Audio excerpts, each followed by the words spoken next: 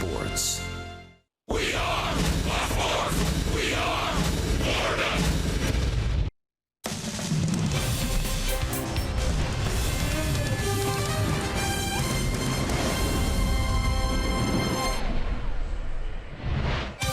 Hi, everybody, and welcome to a beautiful day in South Florida. Last of a four-game set between the Arizona Diamondbacks and the Marlins. Miami looking for a split of this four-game series against the first-place Arizona Diamondbacks. It is camp day here at Marlins Park. Glad you're with us early on a Thursday. Paul Severino and Todd Hollinsworth with you. Well, again, the Marlins look for a split in this four-game set against a Diamondbacks team that April, great, May, not so much, and June, they seem to be back. Well, they do seem to be back. They're leading the National League West, but it's the ingredients that make for a great ball club, and that's what the Diamondbacks seem to be here, at least in the first half of 2018. You win a multiple of ways, and I think that's what we're learning about the Diamondbacks right now. You see the up and down, 20 wins in March and April, obviously a down May, but bouncing back in June. And there's ingredients that kind of tell you that, yeah, we do some things really well, other things might not go so well, but at the end of it all, we can beat you a lot of different ways. And I think in this series, they've beaten the Marlins 2 out of 3, really with the pitching and the defense more than the offense. The offense hasn't been rolling, but in the month of June, on the whole, the offense has been rolling for the Diamondbacks. So again, kudos to the Marlins pitching. They've been very good in this series. Right, and of course, the Arizona Diamondbacks feeling the ebbs and flows of a lengthy big league season. Same can be said for Starlin Castro, who had a little bit of a rough road trip, but he seems to be back. Couple of home runs in this series. Yeah, great to see. One on a breaking ball, one on a fastball. Last night was a fastball. That's a couple of nights ago. So you see there out on the front foot there is actually the home run that he hit last night against Boxberger, which was a fastball. Great stuff. There it is. I knew we would get to it. Good off that back leg. So good to see. Starlin really was kind of battling through it, maybe pulling off on that inner half a little bit, but starting to get that swing. Many times we talk about this. Some guys have to be sat down, give them a few days off as they work through that swing.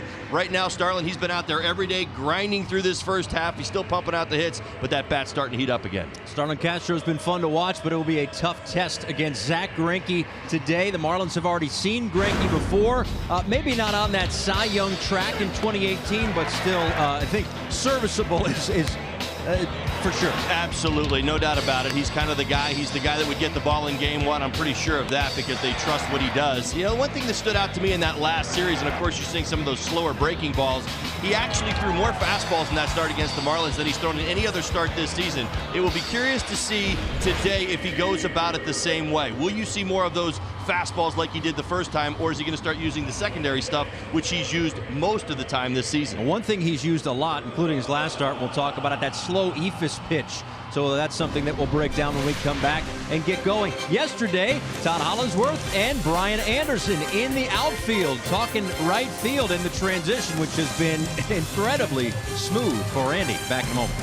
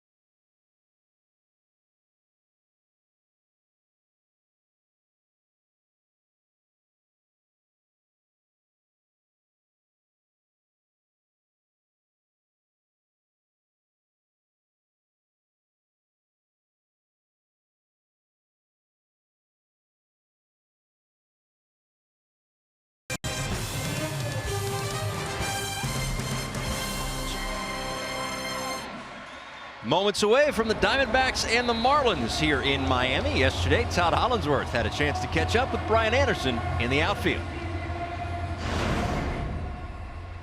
Welcome back. Thanks for coming in with us. We got an opportunity to talk to Brian Anderson about right field. Boy, oh boy, what a year it's been for you. Going from third base to right field, you've transitioned smoothly. Right off the top, talk to us about the tempo. What it felt like being at third base, obviously what it's like out here in right field. I think the tempo of the game kind of stays the same. If anything, it's a little bit slower out here. You got to kind of make sure that you're staying locked in. Third base, you're involved in a little bit more plays. So I think out here, it's just mentally keeping your mind engaged and just making sure you know the situation. And it's kind of a little bit more preparation as far as balls hitting the gap. You got to know where to go. What cutoffs to hit. I think that's the main difference. At third, everything's pretty self-explanatory. You feel that you're turning double plays, things like that. Basically just being prepared as best as I can mentally, and then when the ball's in my way, just try to be an athlete. Now, would you agree that third base is a little bit more reactionary? It sounds like in your answer. Now, of course, I didn't play. I played a little first base, but not third base. A little bit more reactionary, and now out here, it's more about kind of pre-pitch preparation, if you will. Absolutely. I think third base, you got to be positioned right, but you got bone moving you whichever way based on how guys hit.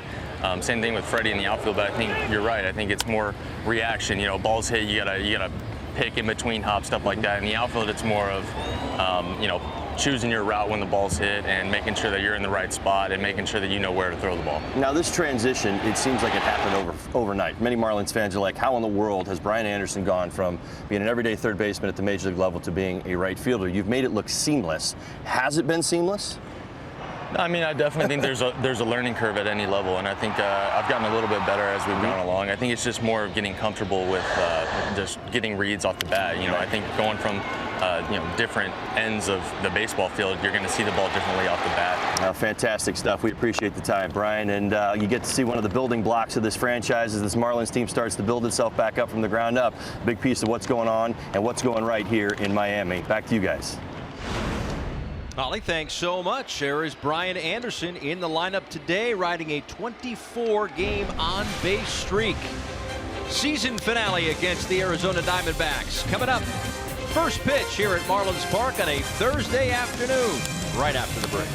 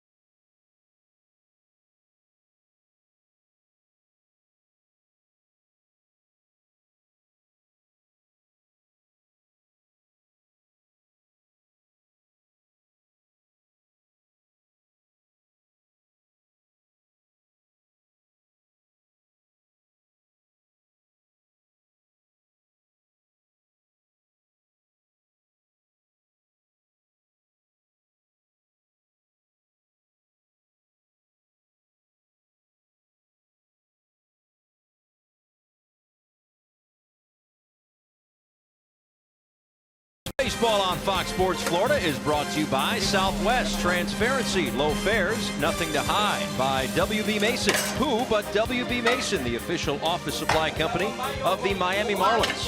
Chevrolet, see your South Florida dealer today. And by your local Toyota dealers, let's go places. Breakfast at Cafe Versailles. The Diamondbacks and Marlins enjoying a short night's sleep, in fact, after the last out of last night's ball game. Back at it early today, and glad you're with us. Last of 4 and last of 7 against the Diamondbacks here in 2018 as we are underway with Trevor Richards on the mound facing John Jay to lead things off for the Arizona Diamondbacks. First pitch is in there for a called strike, and here is the 0-1 to Jay, and he chops one to Starlin Castro at second base. One quick out here in the first.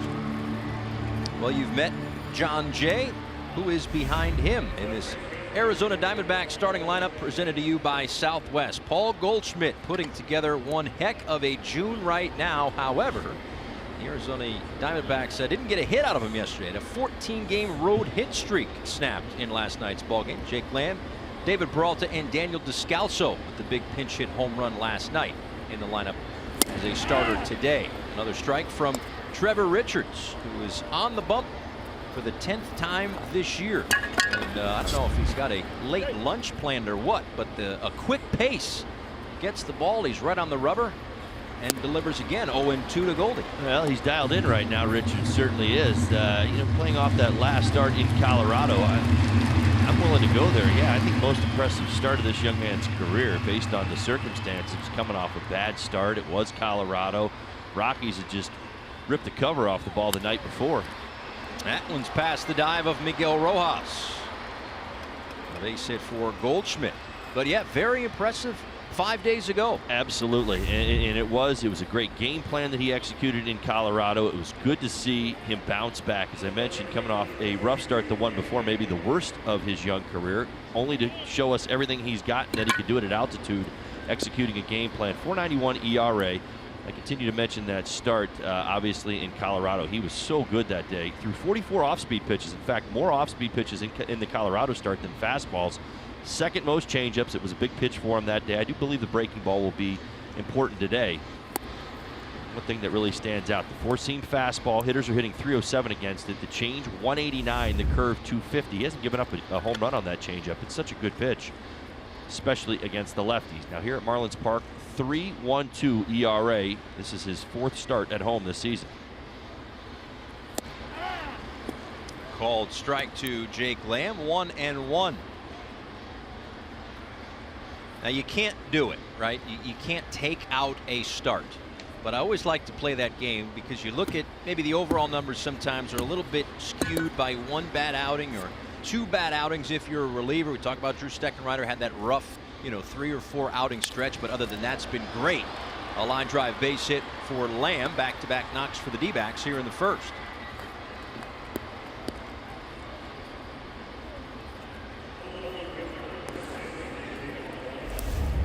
Let's get you the Marlins defensively for this afternoon's ball game. Dietrich, Shuck in center field, Anderson over and right as usual. Rojas, Riddle, Castro, and Bohr. Holiday again behind the plate. Done a very nice job back there defensively. Richards on the mound.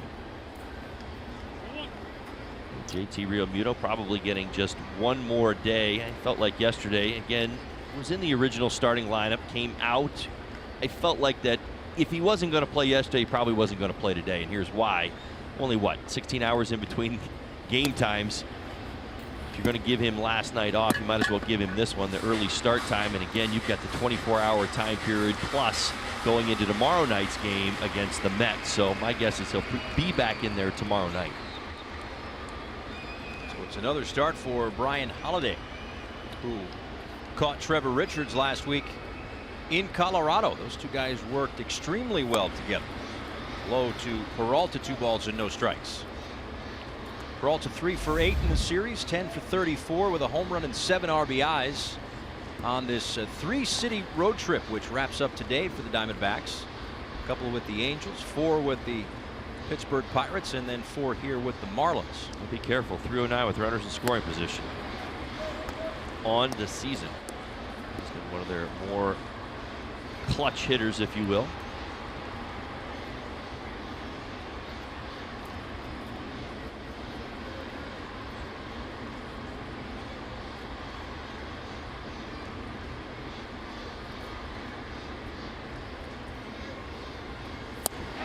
And there's a strike at the bottom of the zone, 3-1. So what I was going to say before about Richards, and you can't do it when you're actually looking at the game logs, but if you take a start out, how good do the numbers look? If you go back from that start against the Dodgers, just prior to him being sent down to AAA, and the 4 starts that he has made since, so a total of 5, but you take out the Baltimore Orioles start as he walks Peralta to load the bases. It's 4 starts, 21 2/3 innings pitched, 13 hits, great ratio there, 8 walks, 24 strikeouts. It all equates to a 2.08 ERA and a 186 opponent batting average. So, you know, if you're into that everybody's allowed a mulligan kind of thing, then Trevor Richards has been pitching very well over the course of his last 5 starts. There's that one against Baltimore, 3 1/3, the 9 hits, the 6 earned runs, but in a general sense, and I guess that's why I say that, because, well, generally speaking, he's pitched pretty well. You take out the numbers, and that's what helps back it up. But in a pickle here with the bases loaded, and he misses upstairs to Daniel Descalso.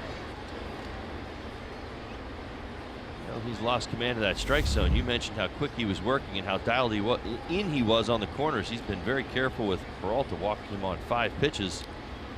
He's already fallen behind Descalso. That is very, very important. I bring it up just about every start when it comes to Richards. Here's the point, because there's such a huge gap in between controlling the at-bats. The hitter gets ahead of Richards, he's hitting .393 on the season. If he falls behind, he's hitting .176. What does that tell you? He gets to use those secondary pitches if he can play from in front. If he falls behind and he's forced to throw his fastball more, he's prone to get in trouble.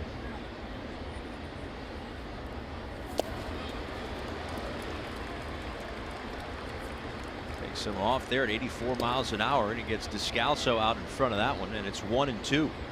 That was the key pitch for him in Colorado. 6 of his 8 strikeouts. The put-away pitch was the changeup. It's the second most changeups he's thrown in any start this season. Last start you're talking about. On the ground to second base, see if they can turn 2. Castro, and Riddle thought about it. The run will come in on the ground out. Goldschmidt crosses home to give the Diamondbacks a 1-0 lead. Well, changeup served its purpose. You probably hope that Descalso maybe hits this ball a little bit harder so you can buy yourself some time defensively, but not. Slow roller to the right side. You get the out at second and really have nowhere else to go. Diamondbacks on the board with a run here in the first. Well, if you've been following the Diamondbacks the last couple of weeks, and you say, boy, do they do that every day? Do they score in the first inning every day? Just about. Just about. They've scored in the first inning in 6 of their 9, well, now 7 of their 10 games on this road trip.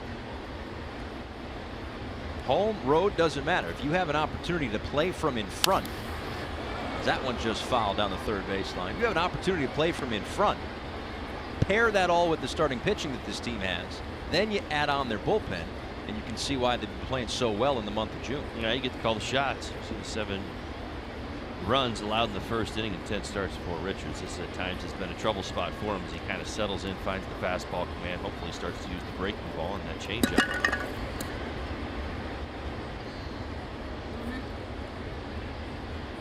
Oh, and 1 to Nick Ahmed, who lines one into left field. That's a base hit. In to score easily is Lamb. On to third goes Descalso, and into second is Nick Ahmed. It's 2-0 Arizona. Well, he went to his best pitch, trying to get it out. Ahmed got a changeup that stayed up. Now, usually we talk about depth, arm side run, sink on the changeup. That one stayed above the knees. Ahmed kept his head down and drove it into left. Finds the wall.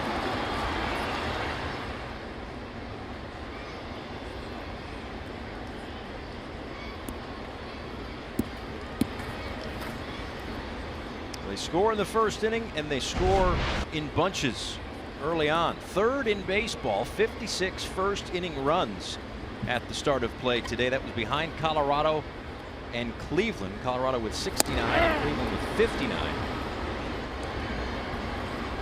So add 2 more to the list for the Diamondbacks. 2 more in scoring position here for Gerard Dyson.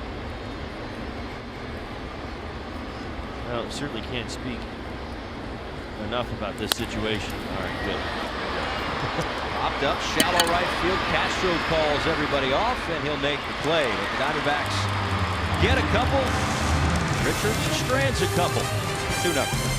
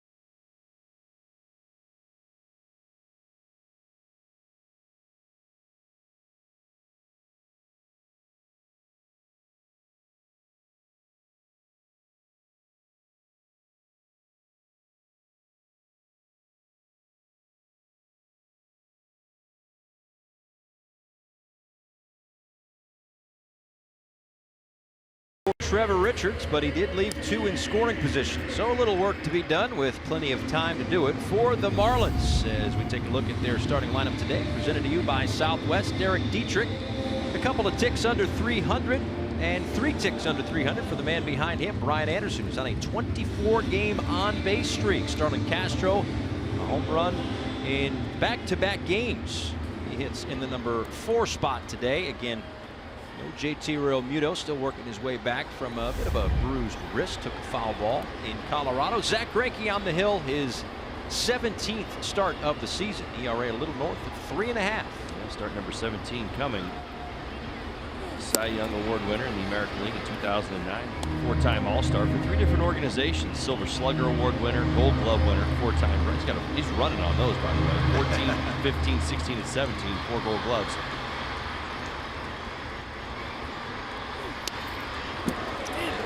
Dietrich gets hit by the pitch. Shakes out the right arm. You wonder if he just got a little higher than the arm guard that he's got. A closer look. A little fastball, a little cut action on it. Yeah. Races up and in. Dietrich has been doing too much of this lately, but I suppose if you're going to get hit, you might as well get hit on the arm guard. I think it actually might have been just above it. Right on the tricep.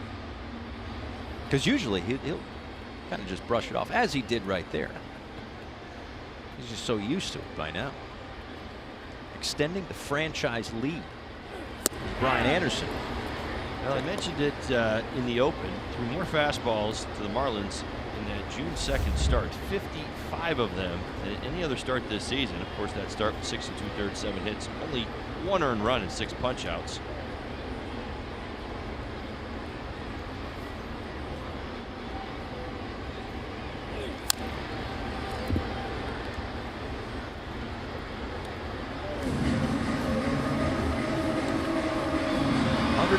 Pitches in that start for Zach Greinke. 73 were strikes. And at the conclusion of play that day, the Diamondbacks jumped into first place. And they have been no worse than tied for first since. They enter play today with a 2.5-game lead on the Los Angeles Dodgers. And they are slowly but surely, the Diamondbacks that is, starting to get healthy. Anderson chops one to third, spinning around as Lamb to get the lead runner at second base.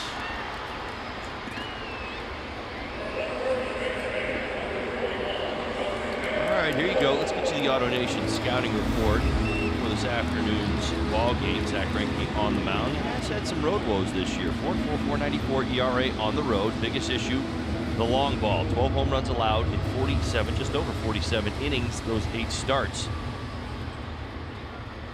His last road start, he did not give up a home run, but in 7 of 8 he has. Now, beat the heat. We talked about the fastball. The lefty's hitting .321 against it, slugging .571. Righty's .282 with a .600 slug. So ideally, you're trying to look for that fastball and make something happen. Or broke his bat on the pop-up to third. 2 away. And last but not least, secondary issues. This is what Zach Greinke really has become. The secondary pitches are outstanding. Changeup, slider, curve, slow curve. He actually throws it more than his fastball. The best pitch of them all so far this season has been that changeup. 163 batting average against. And it steps Starlin Castro, 5 for 11 in the series. 5 homers and 30 RBIs on the year. Homers in back-to-back games for the first time in 2018. Well, you love this matchup. It's got good numbers against Greinke in his career. 9 for 25. Does have a homer, 4 doubles, hitting .360.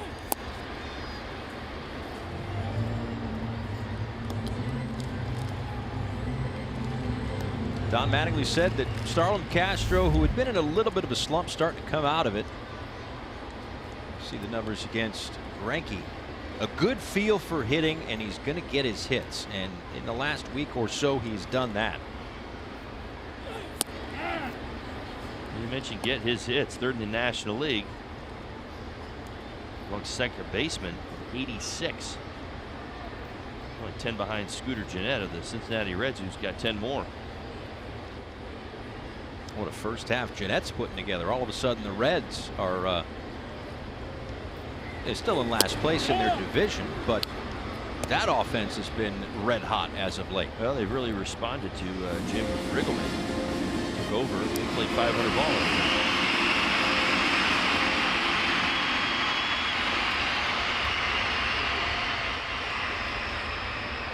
Marlins have played a game under 500 in June.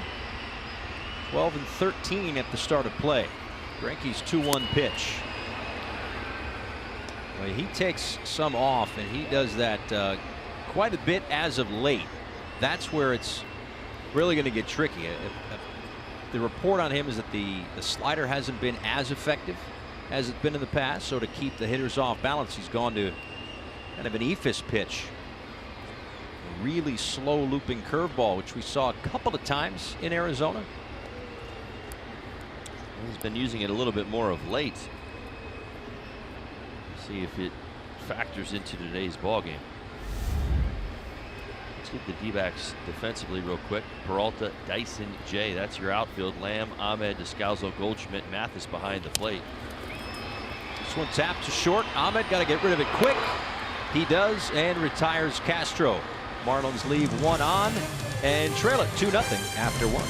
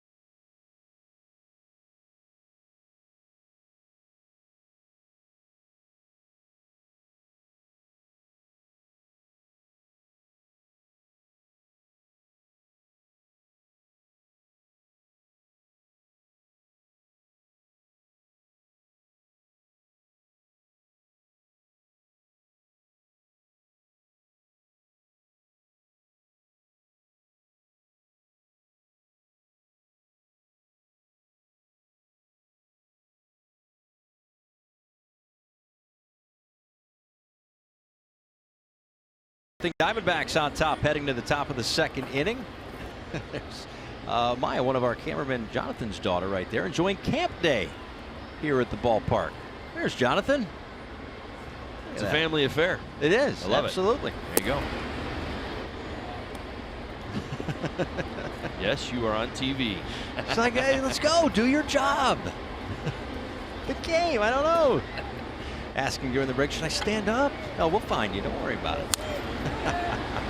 Yeah, lots of kids in the ballpark today. You got your yellows, you got your oranges, your greens, your blue. It's a fun atmosphere at the ballpark today.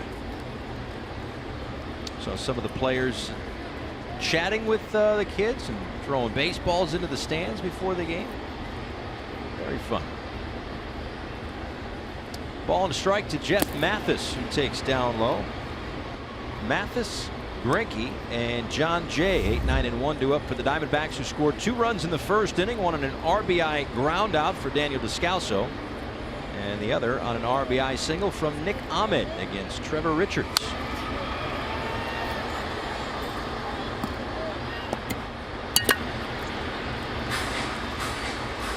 And one thing we talked a lot about last time out in Colorado was just that the elements there maybe not so conducive to the breaking balls, and that's just what we've heard. It's not a Richards thing, it's an everybody thing out in Colorado, that the curveballs don't move as much or the sliders don't move as much. So he was, I don't know if limited's the right word, but went a lot with the fastball and with the changeup, and it worked to perfection. But you think today we might see a little bit more of the breaking stuff? Well, I just think because it'll. That called strike 3, his first strikeout today. Well, treat your family and friends to an unforgettable on-field experience at Marlins Park. Grab your glove and you can play catch on the field Sunday, July 15th, before the Marlins host the Phillies. Event packages for Play Catch Day include 2 tickets and 2 all-you-can-eat wristbands. Proceeds benefit the Marlins Foundation. To reserve a spot on the field, visit marlins.com/playcatch. Zach Greinke with a knock up the middle. This guy who was hitting .259 prior to that base hit. So what'd you say? He had a silver slugger on the mantle? He's got one, 2013. He knows how to handle the bat. He does just about everything on a baseball field. He does pitching the best. Swing right there, jumped all over a first pitch fastball. Oh, he's got a 4-game hitting streak. Naturally.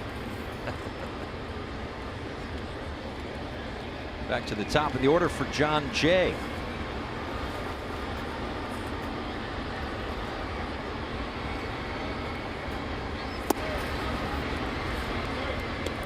All right, so I asked you about the arsenal today and how you think he will deploy it. Richards. Well, I just think the breaking ball certainly is big, a big part of what he's doing, and it's a pitch that he's been developing and working on. Obviously, his changeup plays, but this is a Diamondbacks team that has been playing very good baseball. Finish that thought in a second. By Dietrich getting in out number 2.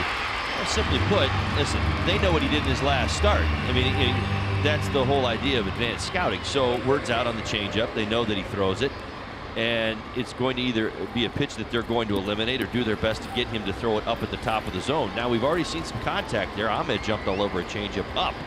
We've also seen a few guys chase down. We haven't seen his breaking ball yet. So where does he go if his fastball is in fact getting hit a little bit more today?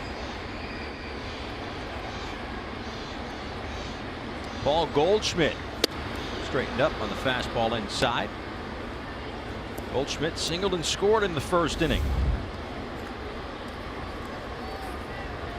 Richards, probably more than anybody else in this Marlins rotation, very dependent on getting ahead of hitters, particularly with the fastball.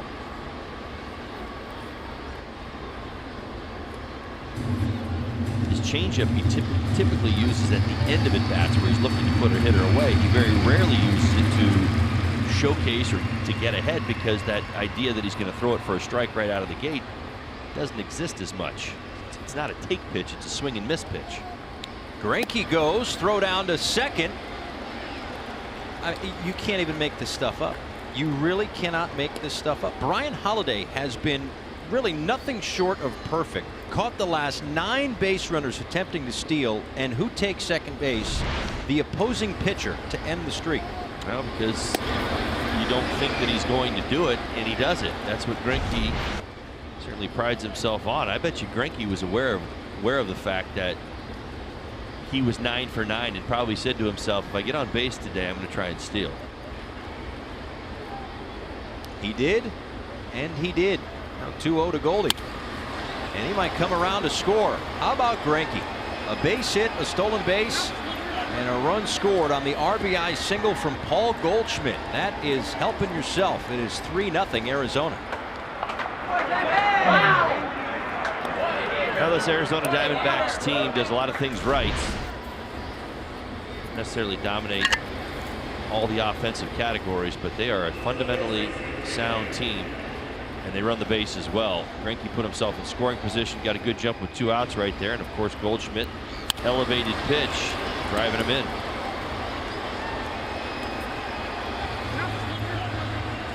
And out to the mound, the pitching coach Juan Nieves.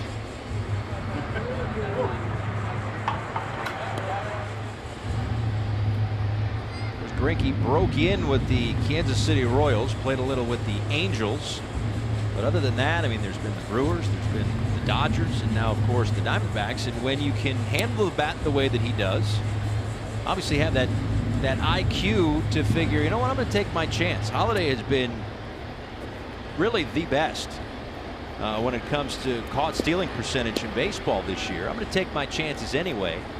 He gets into scoring position and he's able to come home. National League type pitcher from an offensive standpoint. So Lamb fouls one off into the seats, 0-1.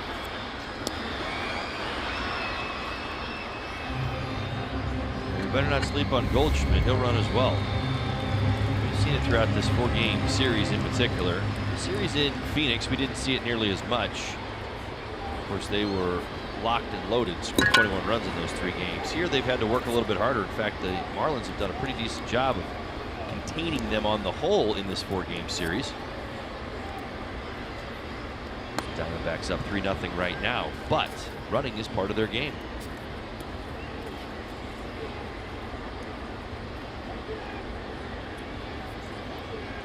Lamb singled and scored in the first inning. Takes low, a ball on the strike.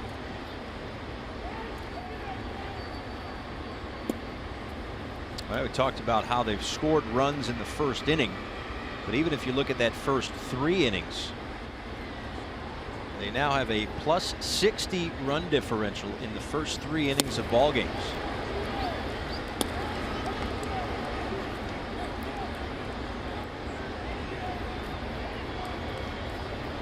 Put early runs on the board, you're working from ahead, you're putting pressure on the opposition, you're taking a little pressure off your starting pitcher.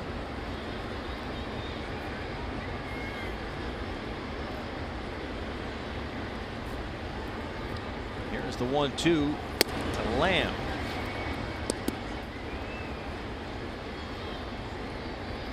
Lamb an all-star last year in the National League, but this year hitting .243, 6 home runs and 24 RBIs. Hasn't yet found that all-star form from a year ago. And a called strike 3 from Tom Hallion, one of the best in the game. At the called strike 3 call, 3-0.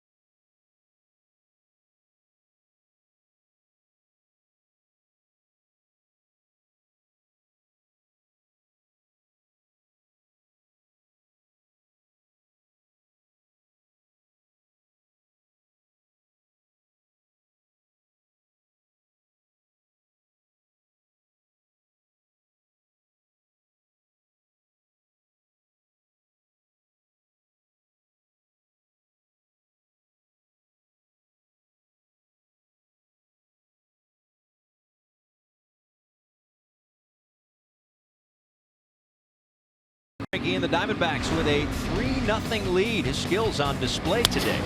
Well, certainly already. First pitch fastball, loved it, jumped all over it, hit it in center field. Now got a 4-game hitting streak. Yeah, that's right. I'll run. Certainly thinks that if you're not going to pay attention, I'll take that extra base. Sets up Paul Goldschmidt and scores from second with 2 outs. Yeah, that's the pitcher. That's the guy throwing the ball right now. Yes, Zach Greinke. He brings it to the table. He's a competitor and he's an athlete. He's got a laundry list of accolades. As I mentioned, Cy Young, All-Star, Silver Slugger, Gold Glove. How about this? How about that? There you go. I like Base hit it. for JT Riddle. What do you have? He's never won 20 games. I think it's absolutely amazing, but I should probably put it all together because it sounds better this way. He's never won 20 games, but he's won 15 or more 7 times. Right. And he won 19 games in 2015 when he had a 1.66 ERA. That's over the course of a year, not like a 7-start stretch. You know how crazy that is that he didn't win the Cy Young that year. Unbelievable. He's only won 1. 2009 with Kansas City. Right.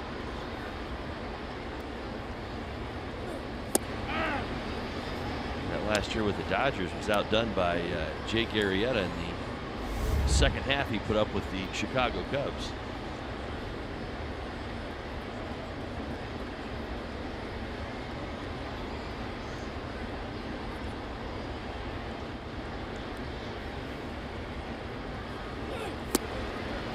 Low and outside to Miguel Rojas. 0 for 3 in last night's ball game, 3 for 12 in the series. But over the course of his last 9 games, hitting .429. Was in a little funk and started to break out of it, then dealt with a hit by pitch on the hand that sidelined him for a few days. He seems to be back. He's been using the whole field, using it well. Will try to follow JT Riddle's leadoff single here in inning number 2.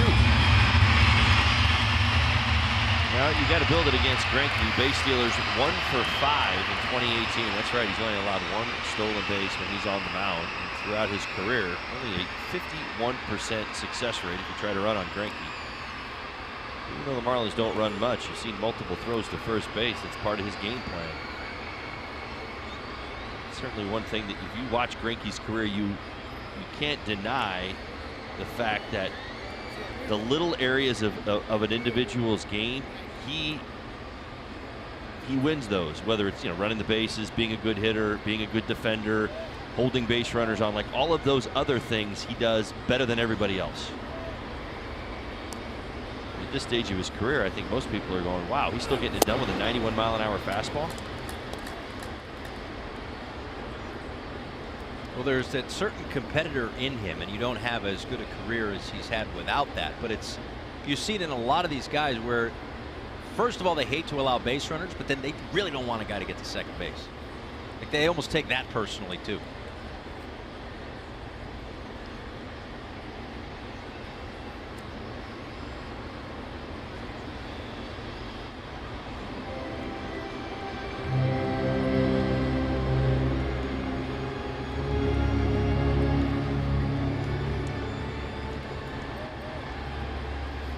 Riddle off of first. It will be a 2-1 to Rojas. Fouls it back.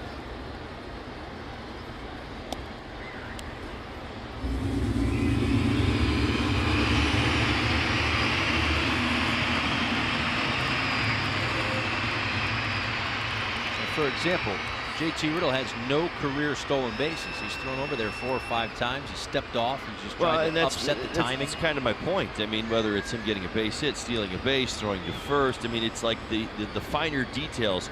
I've watched his career, almost all of it. This is where he really dominates over most. Gets Rojas to chase for his first strikeout of the afternoon. Hey Marlins fans, now you can stream games live on your mobile device with Fox Sports Go, presented by Coors Light. Download the app and take Fox Sports Florida and Marlins baseball wherever you go.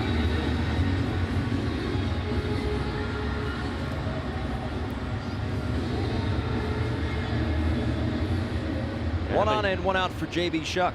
How many pitchers in today's game, or you're watching him pitch out there with a dirty uniform? You know what I mean? He's been sliding around the bases, and I mean, you just don't even see that anymore.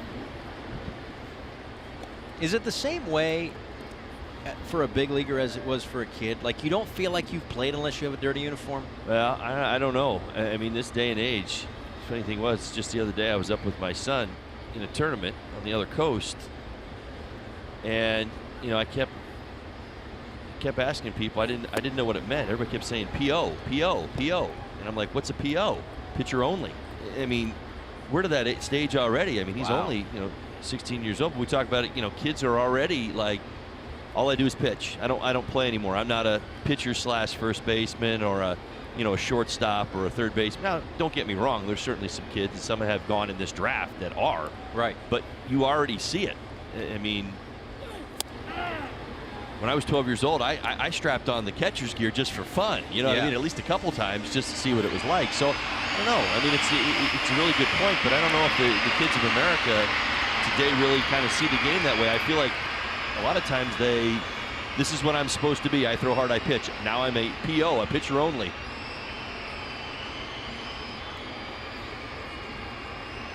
Two-one to Shuck. Off the edge, 3-1. Now, of course, that goes to a bigger conversation. We don't have to dive into every aspect of it, but for you, having made it to the highest level, having kids that are playing it and coaching and being around it, is there a right time for kids to specialize in A, baseball, and B, specific positions, especially pitcher? J.B. Shuck, a base hit through the right side, and Riddle will head to third.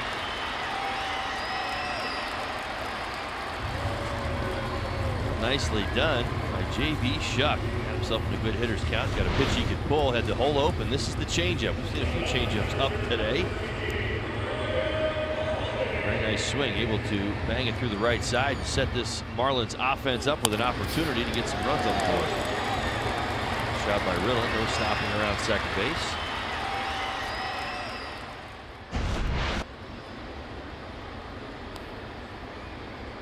A chance here for Brian Holiday. First and third and one out.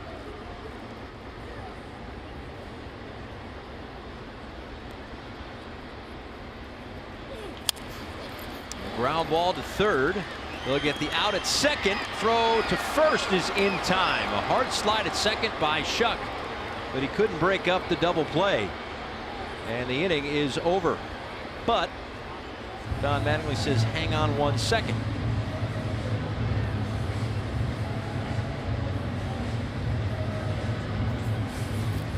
Diamondbacks are gathering a few steps from the dugout. They haven't all left the field.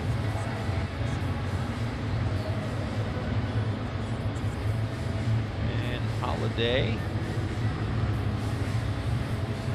That's close. And Don Mattingly is going to ask that the umpires look at it. Shuck is out no matter what. Talking things over with third base umpire Dan Bellino. This is the portion of the play that's in question. Let's see what we've got here for foot and ball in the glove. There's the bag. Again, the call in the field is out. Interior of the glove. I don't know if there's enough to overturn it. It's got to be conclusive. Long gone are the days of tie goes to the runner. I don't know if those days ever really existed, but it's fun to talk about. So the crew chief, the home plate umpire Tom Hallion, and the first base umpire who made the call, Adam Hamari, on the headsets with New York. Looks like they have a call, and it is out. So Holiday grounds into the double play. We head to the top of the third here in Miami.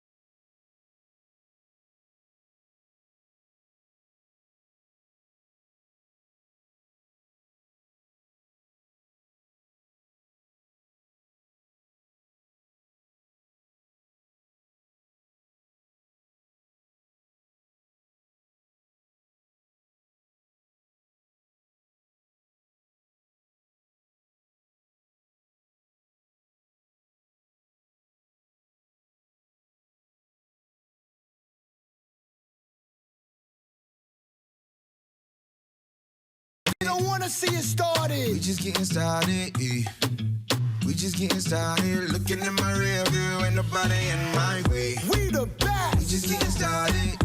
Another one. We just getting started. Let's. Yeah, Sandy Alcantara will make his Marlins debut tomorrow night against the New York Mets to kickstart a 3-game weekend set. 5-3, 3.71 ERA in 14 starts for New Orleans this year. 64 strikeouts, a 238 batting average against. And, CEO Derek Jeter breaking the news yesterday. Talked to Don Mattingly about that before the game. There's certainly, and rightfully so, a lot of excitement around the Marlins debut and first start for Sandy Alcantara. I love it. I'm excited for the young man. He's done his job at AAA, and he certainly earned his way here. I also love the matchup. Who doesn't?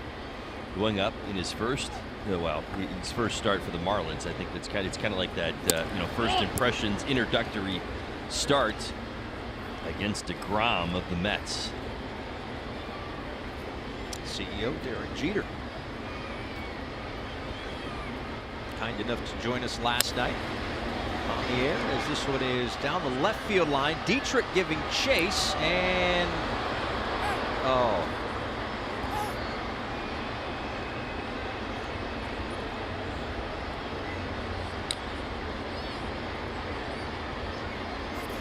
holding the right shoulder.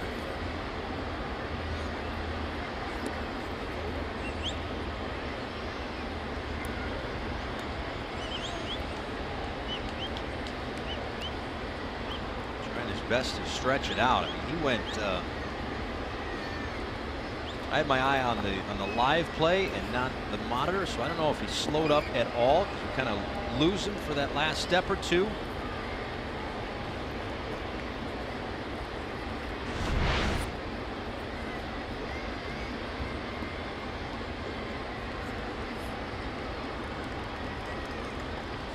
Just kind of jam that shoulder into the wall. Now at full speed.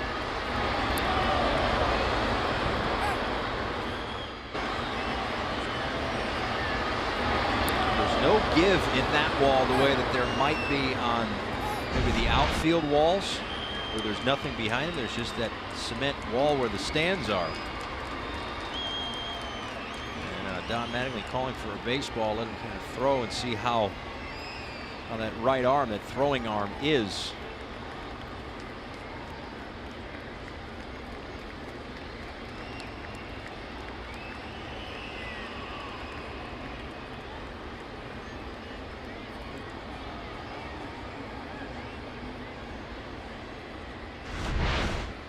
Take another look. You can see where this ball kind of changes directions. It hits just above his head. You see it as it on its way down, kind of glances off the wall. One more step, he makes this catch and just ran out of room. So he was trying to use every last inch,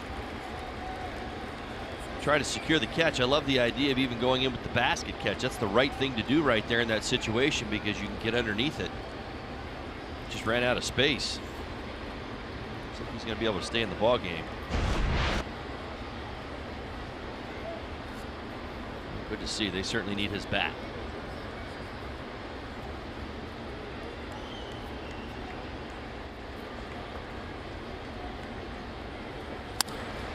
Peralta slashes another one foul. Well, a sigh of relief that Dietrich, for now, staying in the game, trying to see what it might be like to swing a bat.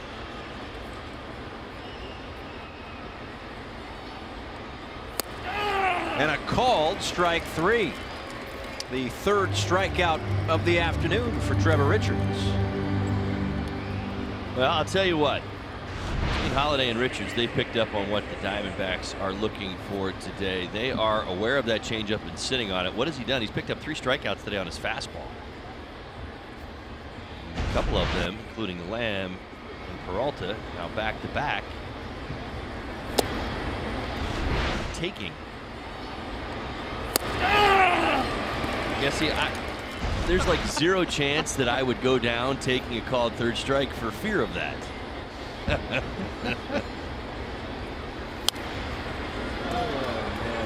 Yeah, it's just that it wouldn't happen. I mean, Tom, you're behind the plate today. Okay, I'm swinging. I might not get to 2 strikes. There's a good chance. I heard him here. I ducked. What's going on? Has anyone? Maybe it's Leslie Nielsen. Maybe it's Enrico Palazzo back there. Who knows? It's what he's known for. Absolutely, very emphatic call.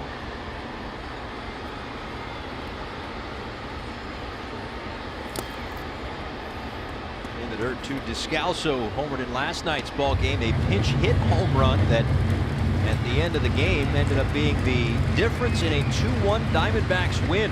Marlins made it close. A home run from Starlin Castro in the 9th inning. Closed the gap to 2-1, but that's as close as Miami would get. Just high in the count. Yeah, this is the breaking ball. Tried to drop it in at the top of the zone. Didn't quite get it down far enough.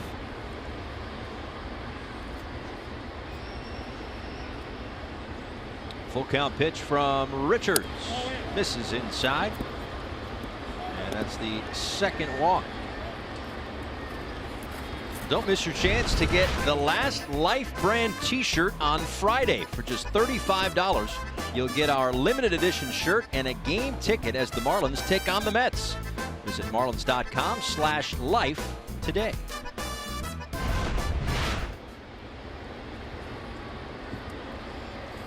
There's Brian Anderson.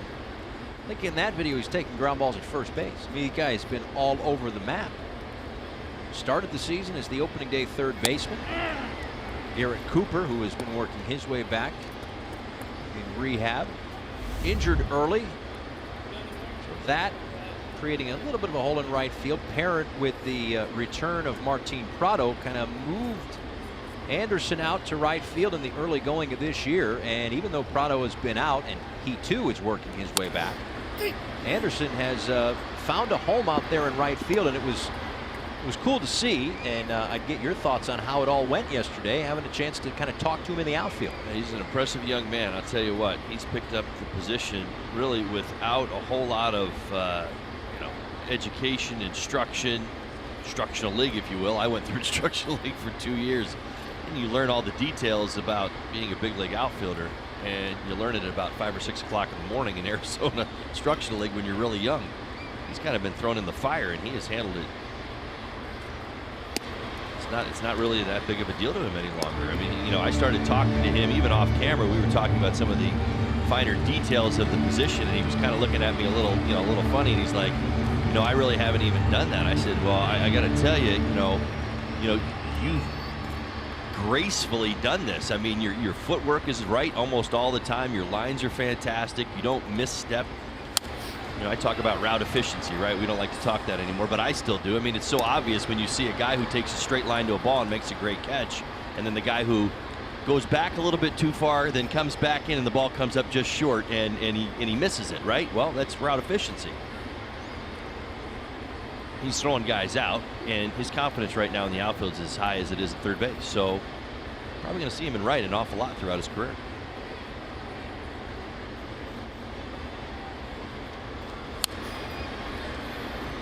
The best answer, the answer that I enjoyed the most out of the 15-20 questions I got to ask him was, I said, do you like one more than the other? He goes, I like being in the lineup every day. That's right. He's been in the lineup 88 consecutive times and is currently 5th in Major League Baseball. How about that, right, in this day and age? Can I borrow the soapbox for a second? Right ahead. So I'm watching television last night, and I see there's a conversation about who should be in the mix for NL Rookie of the Year.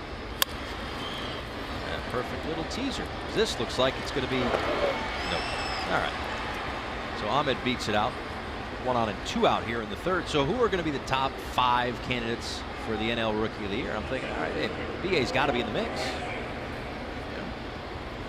Not a ton of home runs, but he's got pretty much everything else going for him. He's not 5. He's not 4.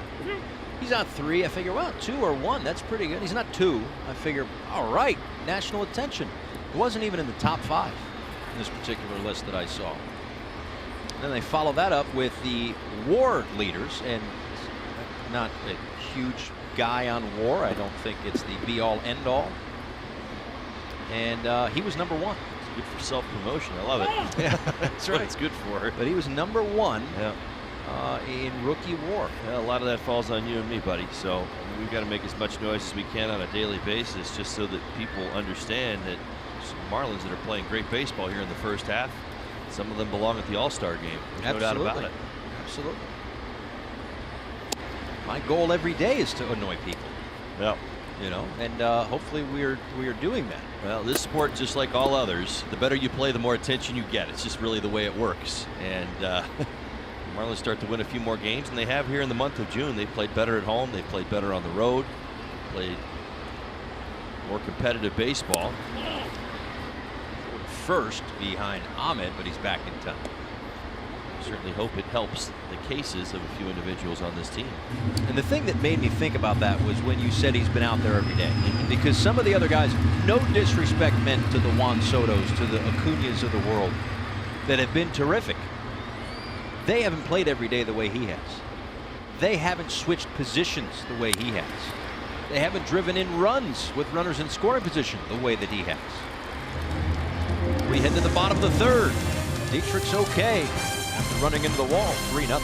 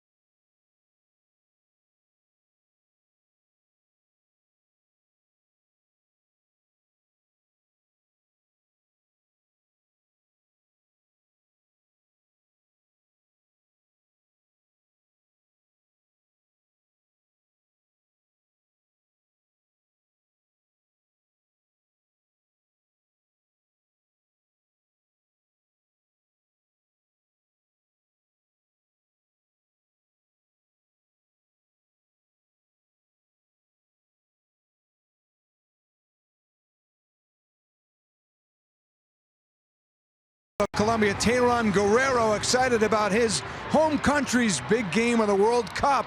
It was going on when we talked to him today.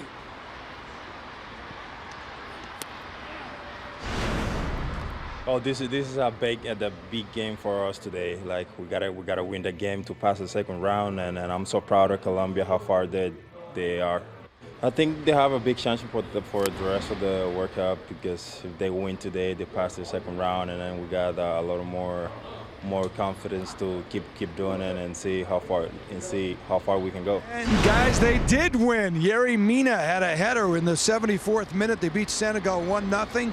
At the time, they needed to win to secure a spot in the round of 16, so they are heading there. They'll play either England or Belgium, and Teheran proudly sporting the Colombian colors there in the Marlins clubhouse today. Good for him. They had a big pool. I'm not sure what team he had around the clubhouse, but he's excited. His home country's moving on, guys. Absolutely. The passion for the World Cup is it's unparalleled.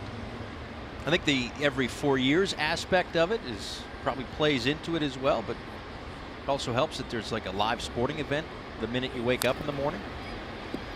But yeah, an awful lot of fun. Fox and FS1 have you covered for the World Cup. Germany's out. I stopped paying attention. Did you? All right. No more World Cup questions for me for the rest of the week. Greinke, 27 pitches, first time through the lineup. My goodness, he has been efficient. He's really attacking the strike zone. You saw the eephus curveball right there, 69 miles an hour. 12 of them his last time out. 4 swinging strikes and 2 taken for strikes. That has been a weapon, while the slider has not quite been there for him this year. Dietrich with the ground ball to second, bobbled, and he's going to beat it out. Scalzo couldn't get a handle on it.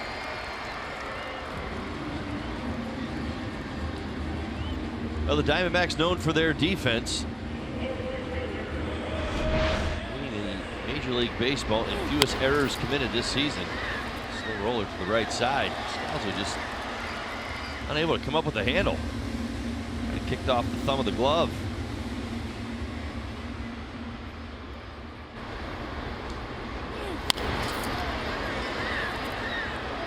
It looks okay after running into the wall in left field. Both sides. You'd have seen a grimace if there was any pain spot or any kind of extension issue with that right shoulder.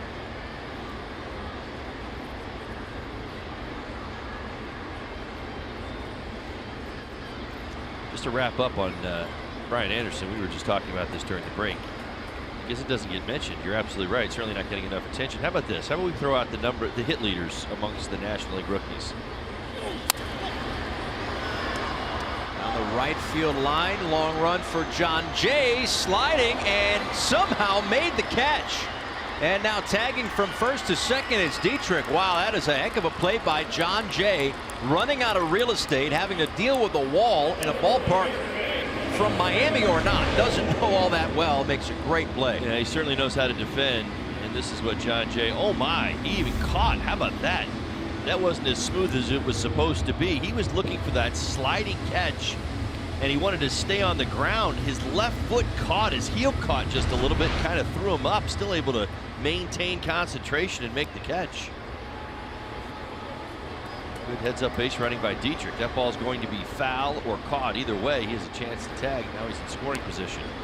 Anderson, 92 hits. He's got 33 more. Moran, who's got 59. Talking about the hit leaders. Wait, how many? 33. 33 more hits? Yep, moving on. Come on. It's honestly, it's embarrassing that he's not even top 5. That's ridiculous.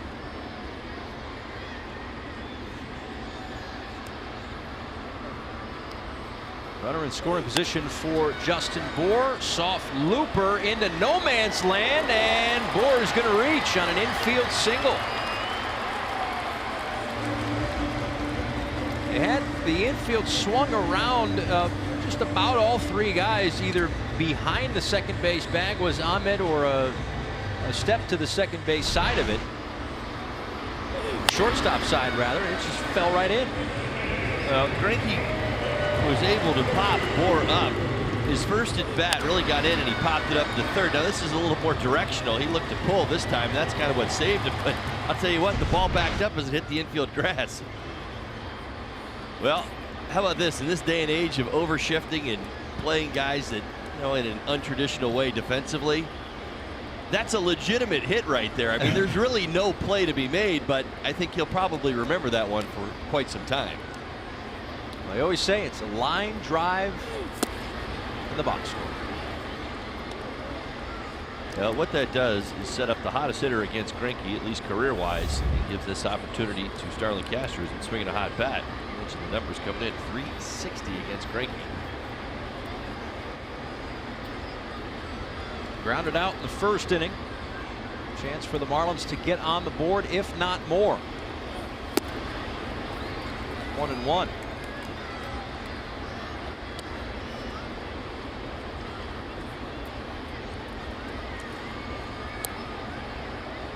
Greinke started the inning by striking out his counterpart, Trevor Richards. And then Dietrich reached on an E4. Anderson had essentially a strike taken away on a great play down the right field line and foul ground by John Jay. And the infield single for Justin Bour. Castro down in the count, 1-2. 0 for 5 with runners in scoring position and 4 left on base last night for Miami. 8 for 30 in the series with 22 left on. just got a piece.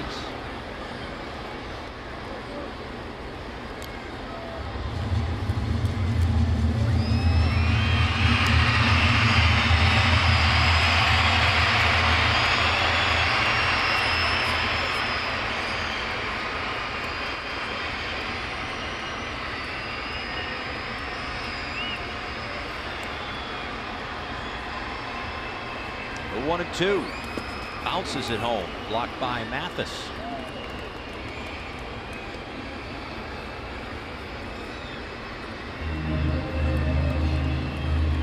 Mathis, the personal catcher for Zach Greinke. Also started a number of games the last week. It's been, generally speaking, he'll play every 5th day. Back-to-back games only twice this year. A nice play at second base by Descalso to take away a hit. So the Marlins get a base runner because of the Descalso error, and he takes a run off the board with that play. Through 3-0.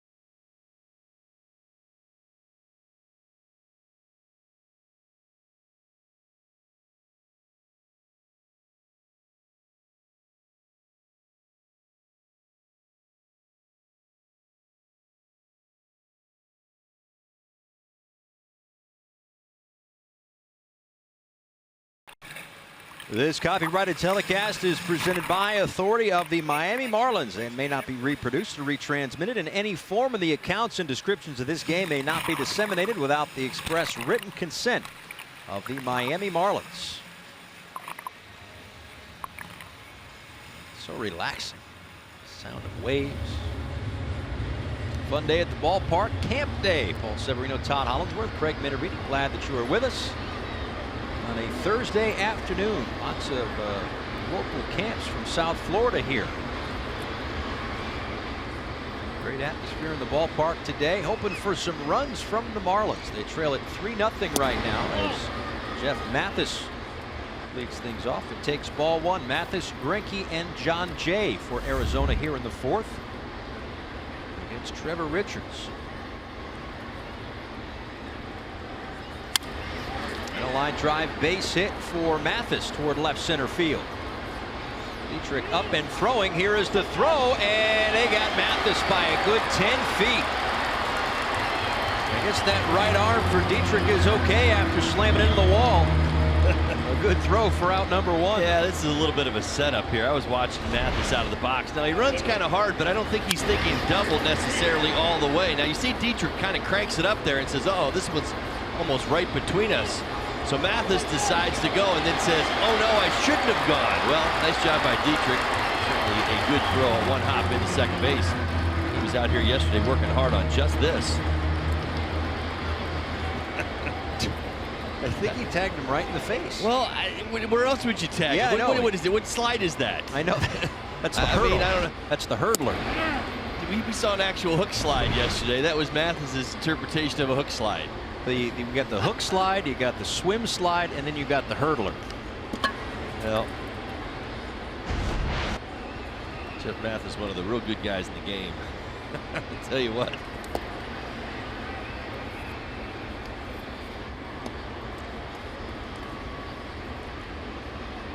That's the thing. I mean, sometimes, especially in a situation like that where Castro's kind of got his back to where the runner is, he just knows where the bag is, and that's where the runner's headed. You put your glove down sometimes, and you don't know which limb is going to get to the bag first and what corner of the bag it's going to get to. So he just said, yeah, I'll just tag you in the face. Second outfield assist for Dietrich on the season.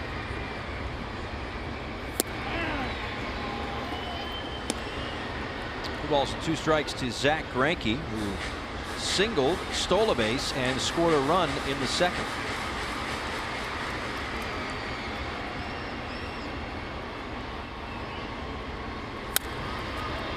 This one out to right field, and it's Anderson underneath it for out number 2.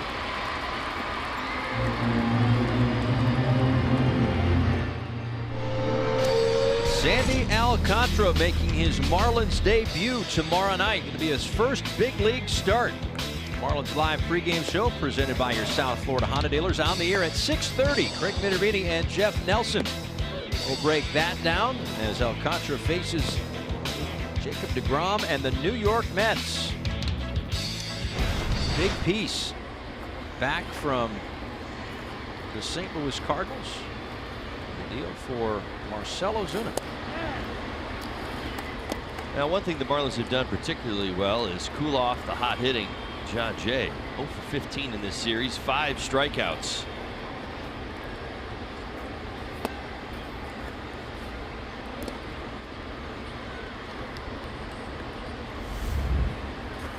You mentioned the outfield assist for Derek Dietrich. The outfield assist last night for Lewis Brinson got a little bit of statistical run. Every day we get the StatCast notes. 247-foot throw at 94.1 mile an hour for Lewis Brinson. He cut down a run in the middle innings of the ball game last night. With Brinson not in the starting lineup today, I just thought that would be a nice time to throw that out to 94 miles an hour.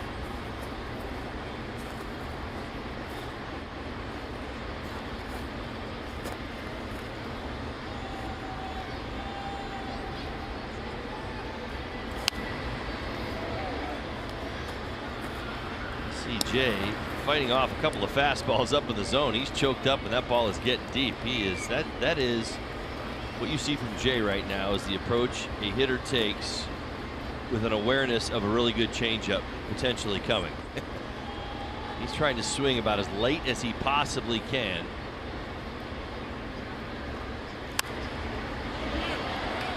With hopes of defending the strike zone with 2 strikes.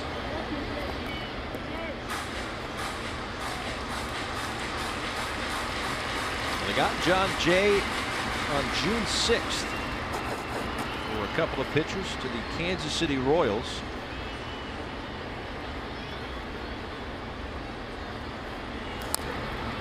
I suppose the question will be, how will the playing time be affected for John Jay? He keeps hitting, they'll find a spot for him, but they've got A.J. Pollock with a fractured left thumb, cleared on Monday to resume baseball activities. That includes taking batting practice. Steven Souza, strained right pectoral, 1 for 4 with a walk and a run scored yesterday in a rehab game, his second. So that's the offensive side of things. We've seen Robbie Ray off the DL, Shelby Miller off the DL. Not far from getting Randall Delgado back, who's been a big part of this club as well. So the first place D-backs getting stronger. But they go 1-2-3 in this 4th inning, 3-0.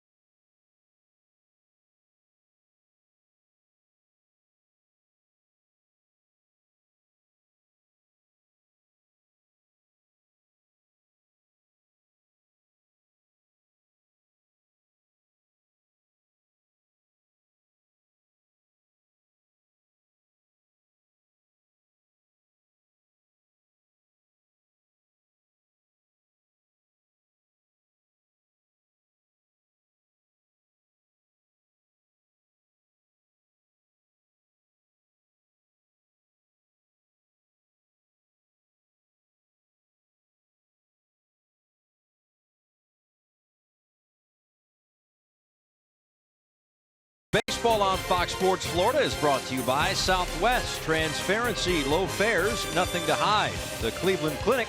Stiff joints, aches and pains, trust Cleveland Clinic Florida, the #1 orthopedic care in Florida. And by La Lechonera, the original mojo since 1970. Glad you're with us on a Thursday afternoon. Paul Severino, Todd Hollinsworth, Craig Minervini, last of a 4-game series against the Arizona Diamondbacks, and last of this season series against Arizona and, in fact, the National League West.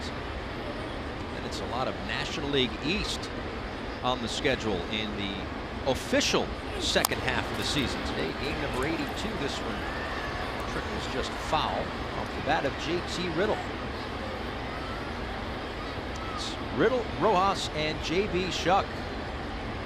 Again, 82nd game of the year. So here we go. The second half, by everybody else's standards, you know, the All-Star break, they call it the second half.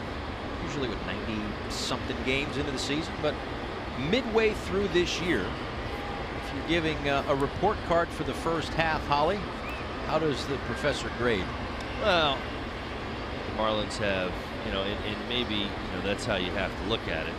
If we're looking at this like, well, why aren't they winning the National League East? I don't know if everybody's going to get the answer they like. But I think when we talk about this Marlins ball club, we ask ourselves what the circumstances have been in the first half. We look at what the storylines were early to where this team is now. Things are much improved. I mean, very hard for me to say, well, you're going to get an A. I don't think that's really where you want to go with this. But the idea is it's more about, you know, is this team getting better? Are they establishing players at the major league level? Are they finding ways to win?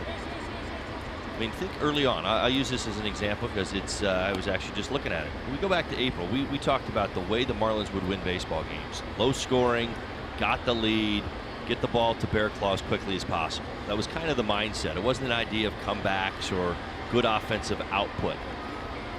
Low batting average in April, a little bit better in May, a little bit better in June. Look at this month. 12 wins this month. 6 of the 12 wins have come from behind. Riddle in front of the plate. Mathis over to first for the first out.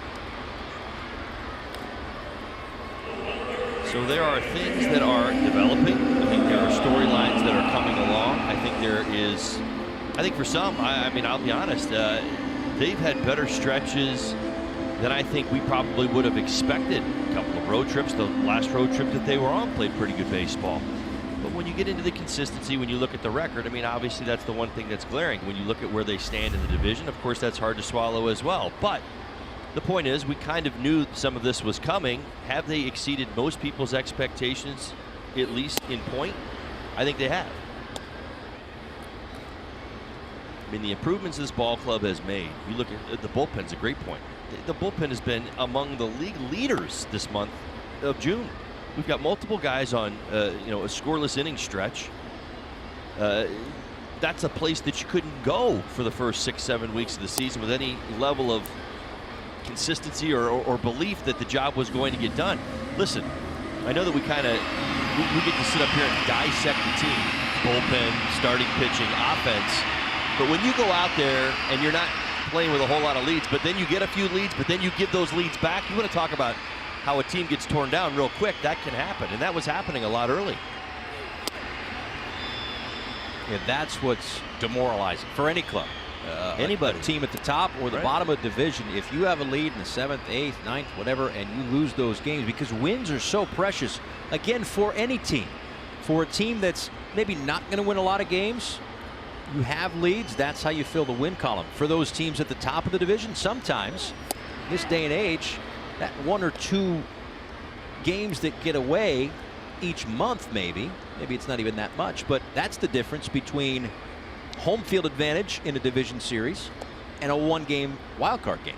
Without even knowing where the Marlins bullpen team ERA is on the season right now, I mean, I know it's certainly high, but I bet they've had the most number of days probably in last place just based on what happened in April and May.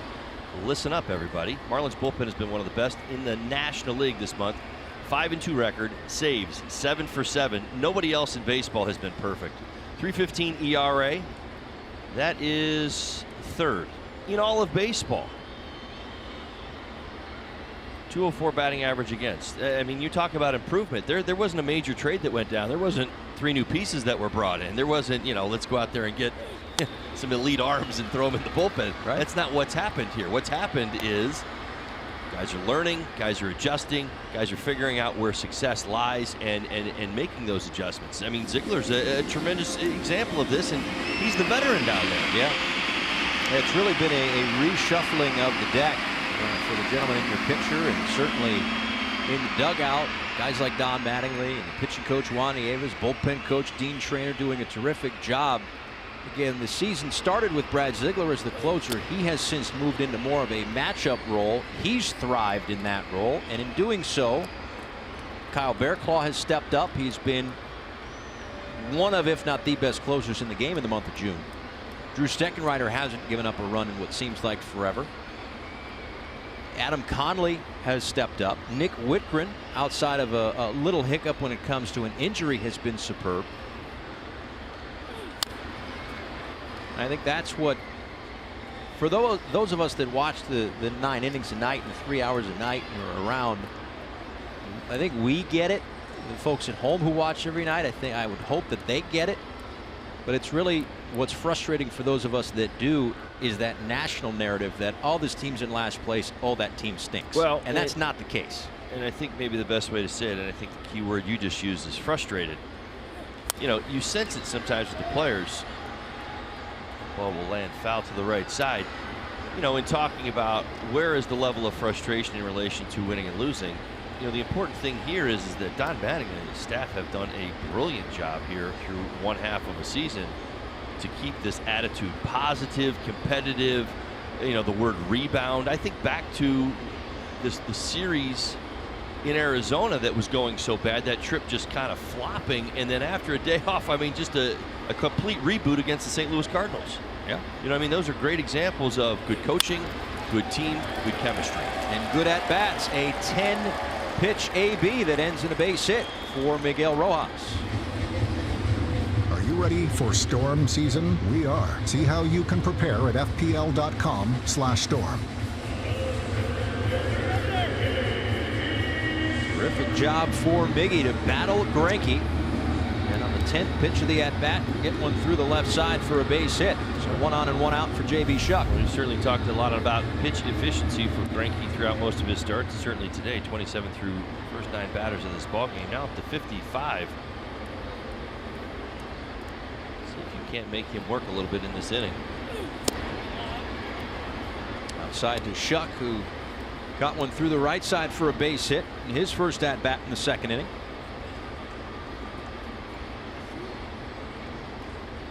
It's the start in center field today, as has been the case the last couple or 3 weeks. Lewis Brinson, generally speaking, the everyday center fielder on this team, has been getting more periodic days off, trying to maximize the matchups with Brinson. So J.B. Shuck the opportunity today and has cashed in with a base hit. Now trying to piggyback that and get something going here for the Marlins in the 4th inning, down by 3 against Zach Greinke and the Diamondbacks.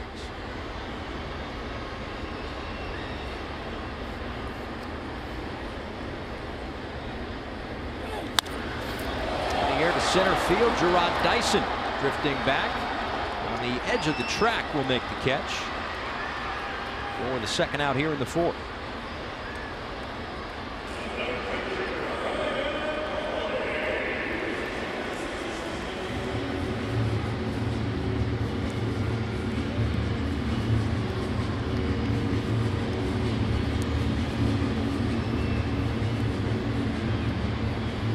One on and 2 out for Brian Holiday, who came very close to bringing home a run on a ground ball in his last at bat, but after video review, the call on the field stood. It's a 5-4-3 double play, and the inning was over. Breaks his bat on that foul ball, and it's 0-1.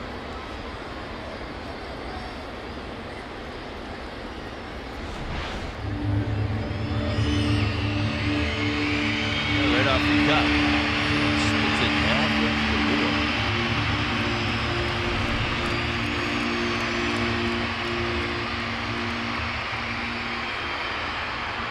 The aforementioned Nick Whitgren up.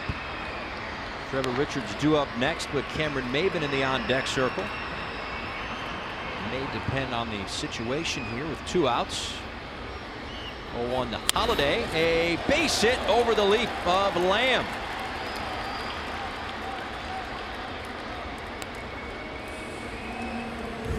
So now 2 on and 2 out. And that will bring up Maben off the bench. All right, a big breaking ball. This is not the slow one. This is the one that's a little bit harder. At the top of the zone, drops it in. He does a nice job sitting back, driving it into left. Maybe Cameron Maben into the ball game because this Marlins team is looking to score, and they've got an opportunity right here and now with a couple runners on.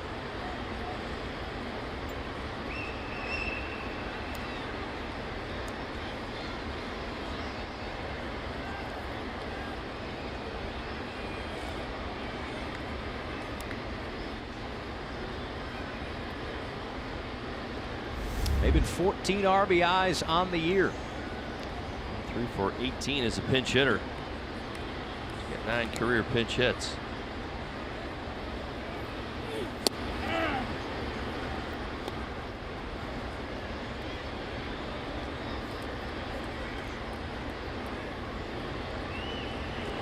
He's have a home run in his career against Zach Greinke.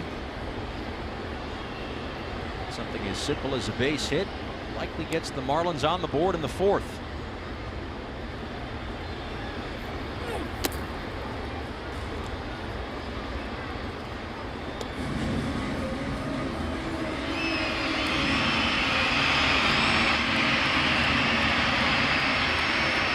This kid's certainly hoping the man at the plate can get something done here. The Maben Mission kids in town.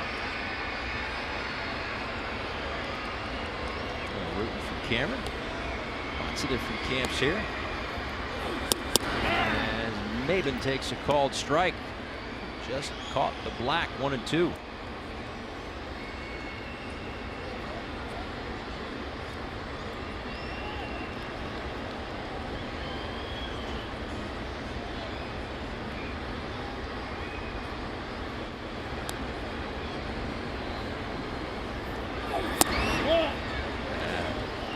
Good take, 2-2.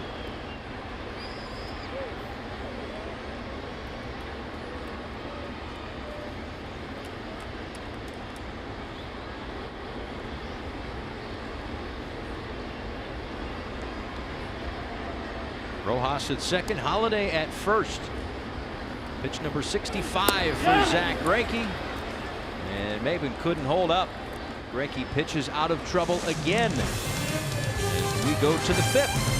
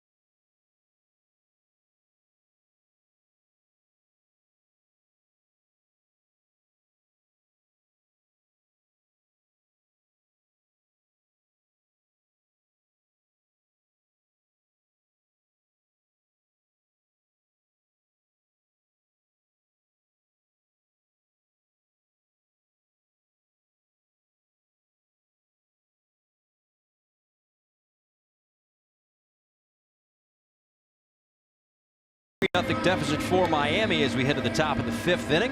Paul Severino, Todd Hollinsworth with you. It is time now for this day in Marlins history. June 28th of 2010. Marlins beat the Mets 10-3. Cody Ross, Chris Coughlin, and the guy they used to call Mike Stanton hit home runs in Puerto Rico at Hiram Bithorn Stadium. Ricky Nolasco got the win. Jason Bay had 2 home runs in a defeat.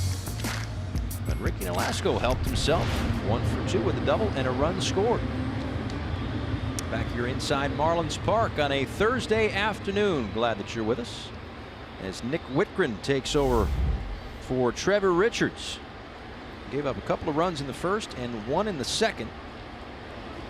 3 earned runs rather, in 4 innings pitched, as Nick Whitgren will face Paul Goldschmidt, whose first pitch is sent out to right field and out of the reach of Brian Anderson, who will play it on the wall, and that one is a little late. So a leadoff double for Paul Goldschmidt to welcome Whitgren into the ballgame. Well, his 3rd hit of the game, elevated fastball away, jumps all over it. His first 2 hits against Richards went to left. This pretty deliberate, almost like he was looking for a fastball away and he was going to drive it early in the count. Much of the Diamondbacks love that first pitch fastball, get in the box ready to hit.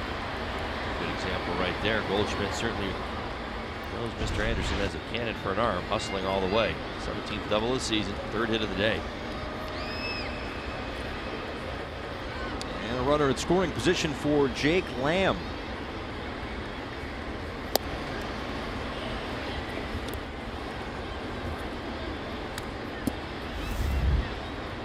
Lamb today with a single and a run scored in that 2-run first.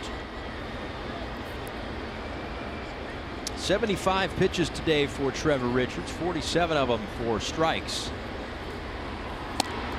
He, as I mentioned before, gave up the 2 in the first, the 1 in the second, kind of settled down in the 3rd and the 4th, and I would think, get your thoughts on it too, I would think that if not for the situation on offense that came up, the 2 on and his spot up, probably still out here in the 5th inning.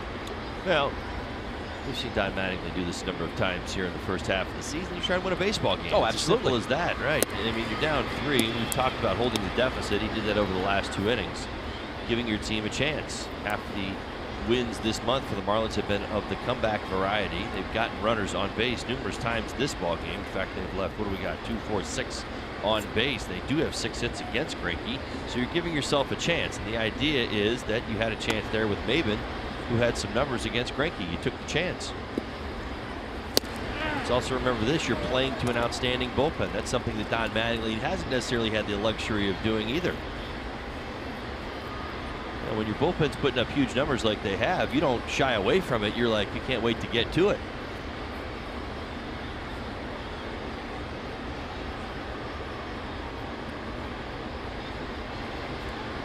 Three and 1 to the Diamondbacks' 3rd baseman is in there for a called strike.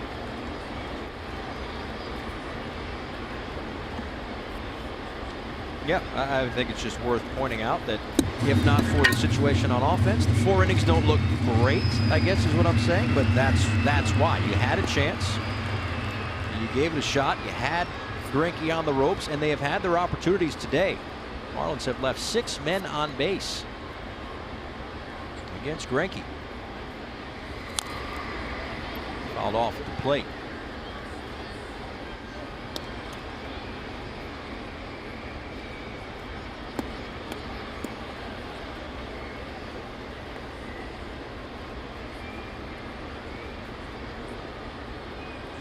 Among NL 3rd basemen since 2016, Jake Lamb ranking among the leaders in RBIs and home runs. 3rd in ribbies, 2nd in homers at the start of play today, with 62 tied for 2nd. I think the guy in their division that we just saw in Colorado is probably at the top of both of those lists, Nolan Arenado. That's ball 4.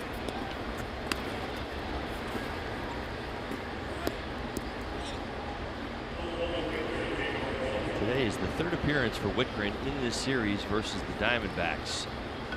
We've seen him a few times.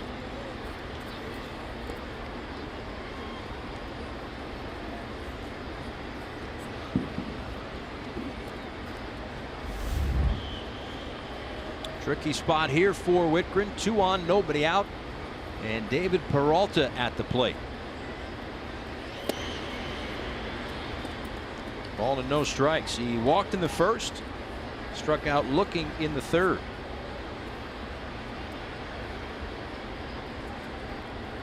He, like Diamondbacks as a club, have had a very good June. 8 homers.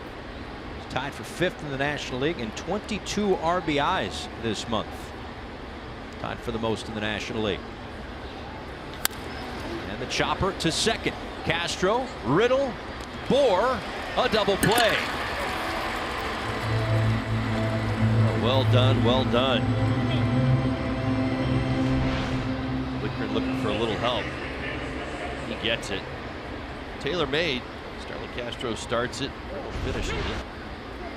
Now 2 outs here in the 5th. We talk about this an awful lot. This bullpen's done a fantastic job of holding the deficit multiple times throughout the month, giving your team an opportunity to come back in a game. Diamondbacks right there had tables set for more.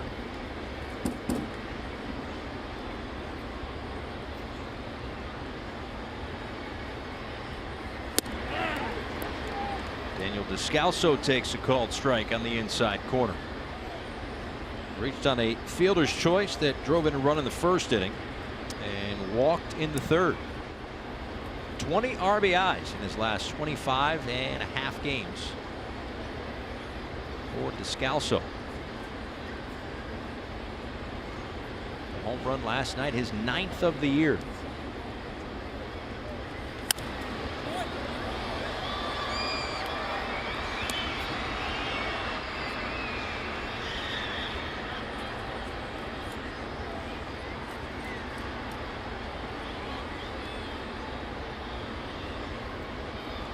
Goldschmidt led off the inning with a double to right center field. He is at third with 2 outs. Whitgren's got Descalso set up 0-2. Pops him up on the infield. Bohr calling off Rojas. Will make the play. So Bohr puts it away for out number 3 to the bottom of the 5th.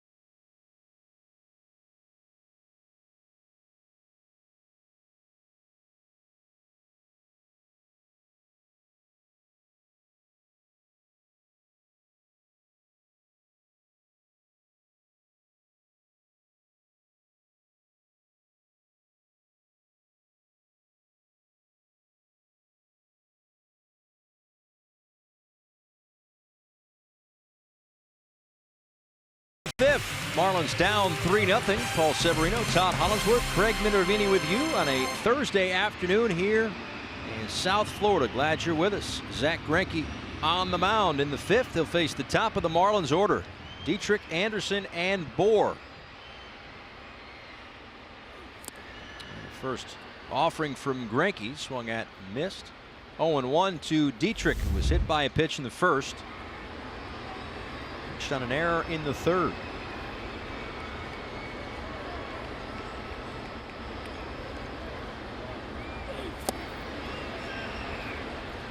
It's 0-2. Dietrich has also slammed into the wall down the left field line on a fly ball and tried to make the catch. Kind of led with his shoulder into that wall right next to the stands that has no give to it.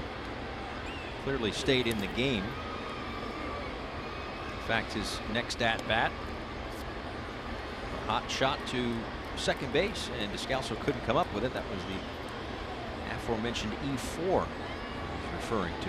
Down to the count here to Greinke, a ball and 2 strikes.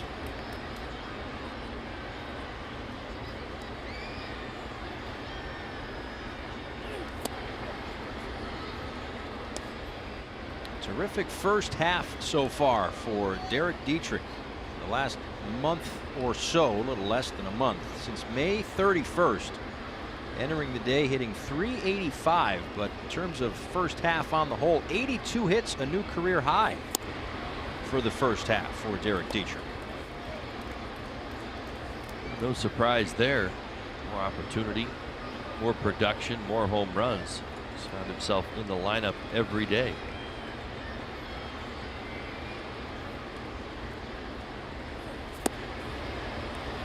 68-mile-an-hour off-speed pitch gets him 4th strikeout for Greinke. 1 away. Time for the Chevrolet minor league spotlight. Well, Jordan Yamamoto currently pitching for the Jupiter Hammerheads at A-ball, the Florida State League Pitcher of the Week on the season. 4-0 with a 1.30 ERA.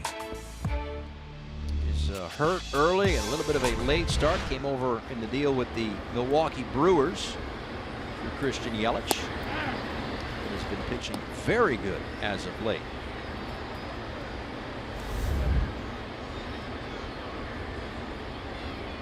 He's down at Jupiter, as I mentioned. That's where Martin Prado, by the way, is making his, in the middle of his rehab right now. This one down the right field line, and just enough room for Goldschmidt. And Anderson is retired for the second out.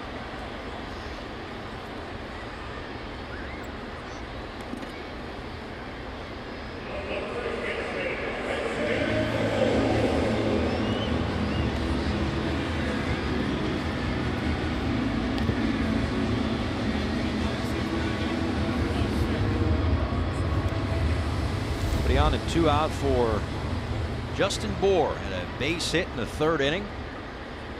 A little looper still on the infield grass, but the way that they have him played as they do now, Goldschmidt deep at first, Descalso in shallow right field, Ahmed a few steps to the left side of the second base bag, but on the outfield grass, the ball kind of fell right in or beat it out. One of 5 hits that the Marlins have against Greinke this afternoon.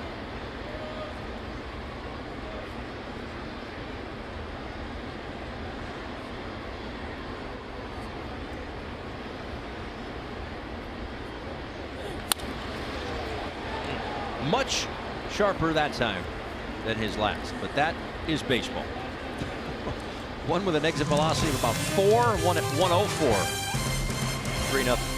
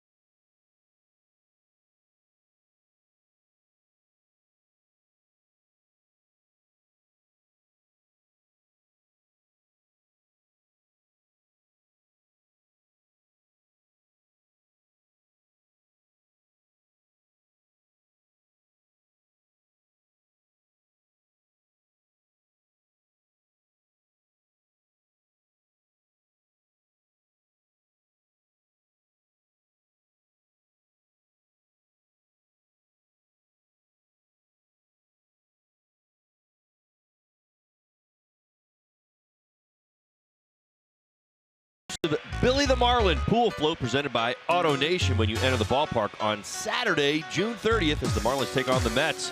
Purchase your tickets today at marlins.com/tickets.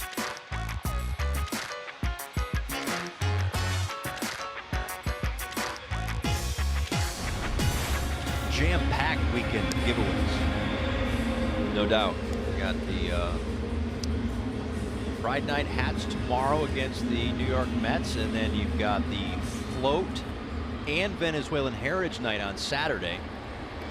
And then Sunday is the Justin Bohr superhero bobblehead. So many different reasons to come to the ballpark this weekend against the Mets. Nick Ahmed to lead things off, then Gerard Dyson and Jeff Mathis as Wickman out for his second inning of work. On in relief from Trevor Richards, who worked the first 4. And a called strike. Ahmed with an RBI double back in the first inning, reached on a fielder's choice in the third. 2 in the first for the Diamondbacks, 1 in the second.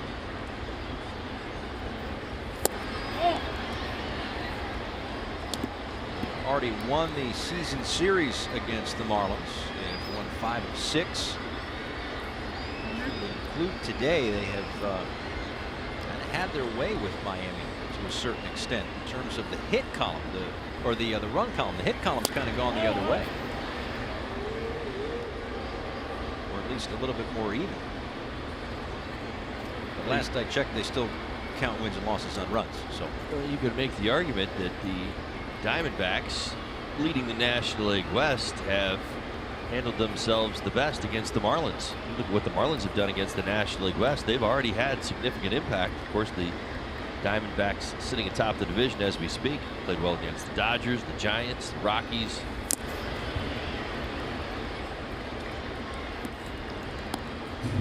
Yeah, 4 of 6 against the Dodgers. Marlins 4 of 6 against the Rockies. 4 of 7, I believe, against the Giants. All winning records, yeah. That's kind of my point. So this season, Marlins only able to pick up 1 win against the Diamondbacks.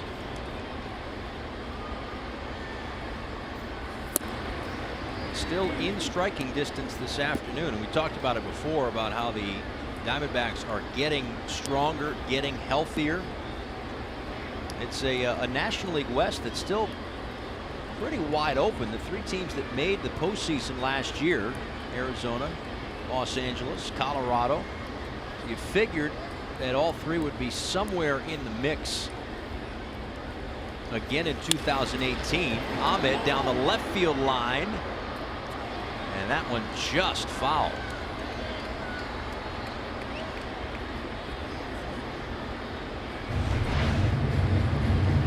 Well, didn't miss by much. Should have been a home run. Oh yes, it would have. How about that? Yeah. D-backs 2.5 up on the Dodgers, 4.5 up on San Francisco, 8 on the Rockies at the start of play, 11.5 on the Padres right now. And the Dodgers will have Clayton Kershaw on the mound coming up in about an hour or so as they wrap up their series with the Chicago Cubs. Apparently for the Cubs, Yu Darvish had a bullpen session that didn't go well. So that's as the Chicago Cubs are very much alive in the Central, 2.5 back of Milwaukee. It's one of those signings, and it's a long-term deal for Yu Darvish. So to sit here and judge a long-term deal on the first few months would be somewhat foolish, but you get the sense there's a little bit of frustration from the Cubs fan base on the early returns for Yu Darvish. Well, there's always going to be comparisons because you let one ace go and you chose another one over him. I think that's probably what it comes down to. Now, I obviously simplified the numbers. Right. You get into cost and other things which are certainly an issue. But knowing that Cubs fan base pretty well, having been part of it for an extended period of time, it's kind of how they see it. All right, well, if you're going to let Arrieta go, I get it. We certainly understand it. Maybe you factor in age and whatnot. If you're going to give us the younger version, you better step up. Line drive base hit for Ahmed. His second hit of the day and third time he's been on base.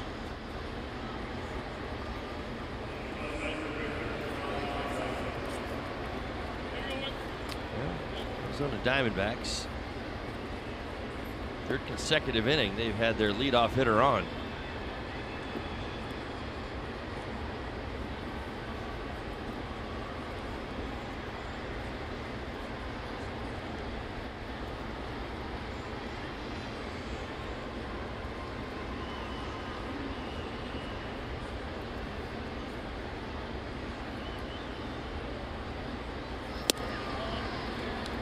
Dyson takes ball one. Dyson a pop up to Castro and a ground ball to Castro.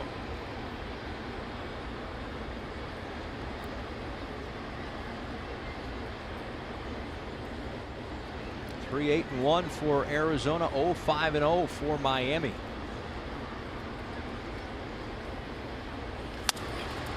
And foul down the right field line.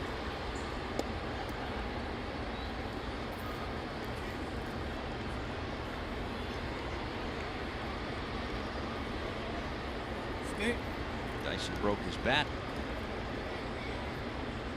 He gets a new piece of lumber, a ball and a strike.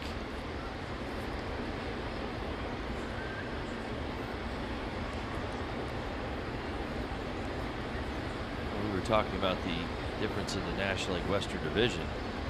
We mentioned that the Marlins played very well against the Dodgers. In fact, all the way back to May 17th.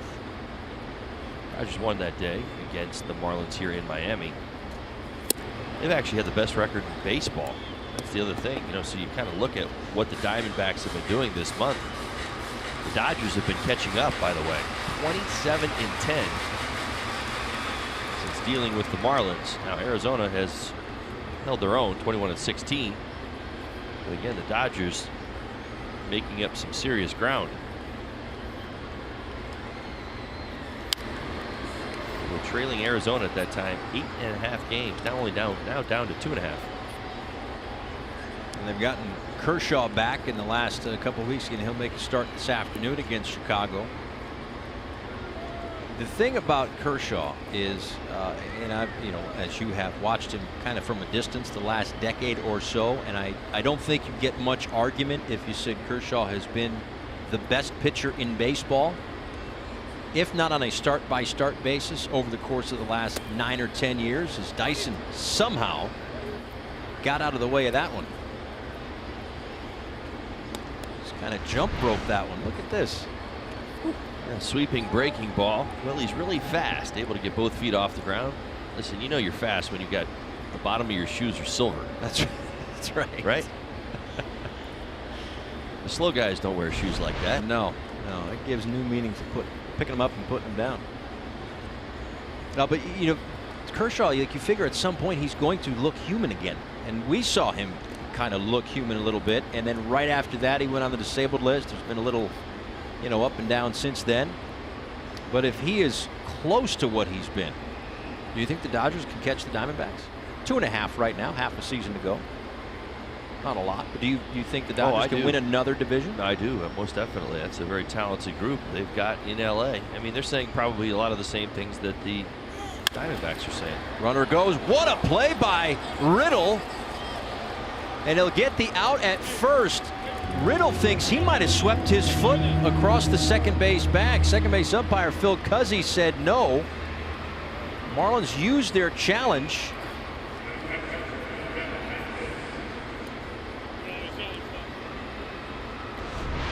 Now let's take another look. I'll tell you what, circumstances going well right here for the Marlins. Yeah, he did. No doubt. He got it. He got it clean.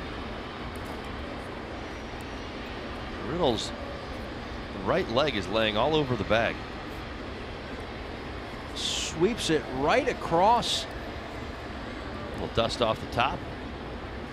But unfortunately, the Marlins don't have a challenge and can't ask the umpires for another couple of innings until the 7th inning. That is a tough break.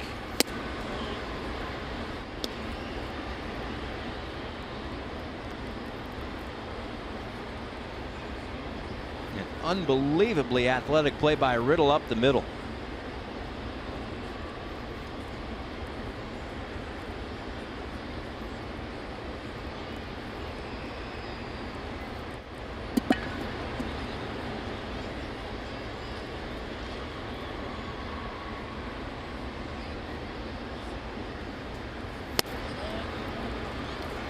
Too high for Mathis. 2 balls and no strikes.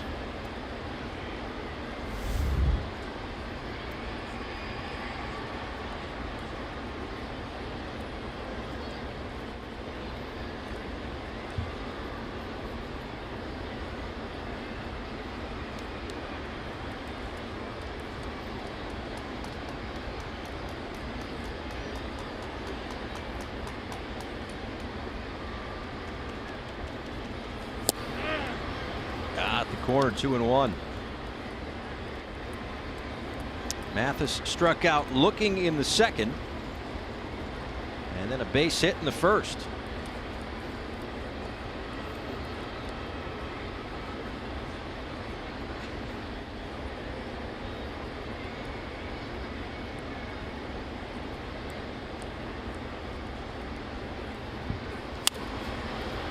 Out to left field, Dietrich for out number 2. Are you ready for storm season? We are. See how you can prepare at fpl.com/storm.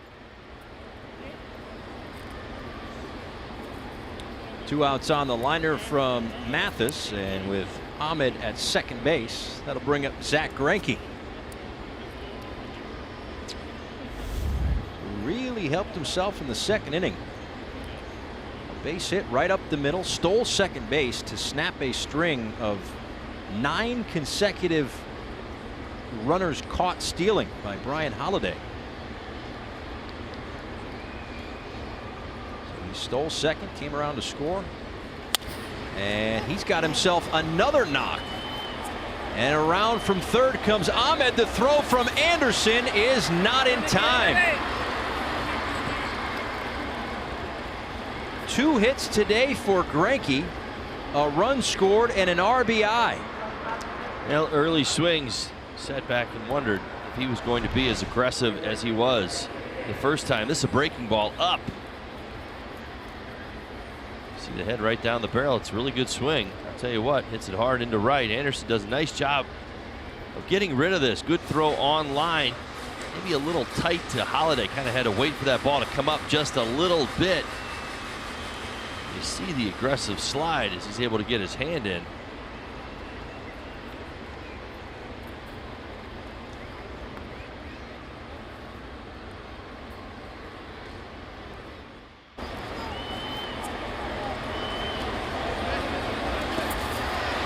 You can't do much better than that.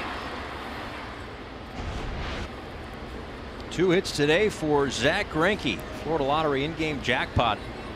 His team's 64-17 in his career, and he gets a hit.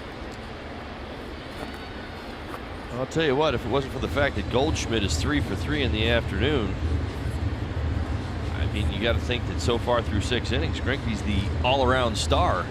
Yeah, offensive and pitching star of this afternoon's game. A couple hits, stolen base, RBI. It's easy. We'll try to steal another base. Yeah. Oh, he's staying loose. I'll get you. Drew Brzezinski up. I feel like saying, you think we're going to fall for that one too? Yeah.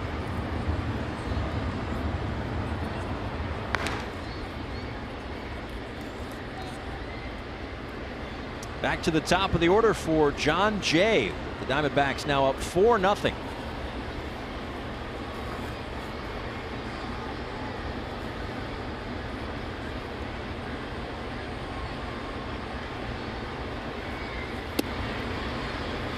The other point, you look at what Greinke's done in this ball game. He's done it with 2 outs. He set up the first run with 2 outs with the stolen base. The Goldschmidt single drove in the next run with 2 outs here in the 6th. 13th career multi-hit game for Greinke in his career. You know what he's batting this year?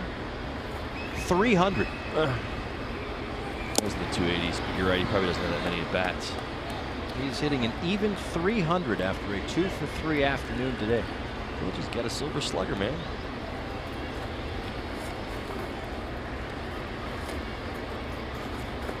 Tell you what, it's the year of the hitter. That was a couple years ago, right? We were talking about all the guys that were hitting all these home runs. All the pitchers. We were going to have a pitchers home run derby. Right. Don't you remember all that? That's right. A couple seasons ago. Well, the hitters are back. That's right. Riddle goes the short way to Castro. Diamondbacks get another run and lead it 4-0.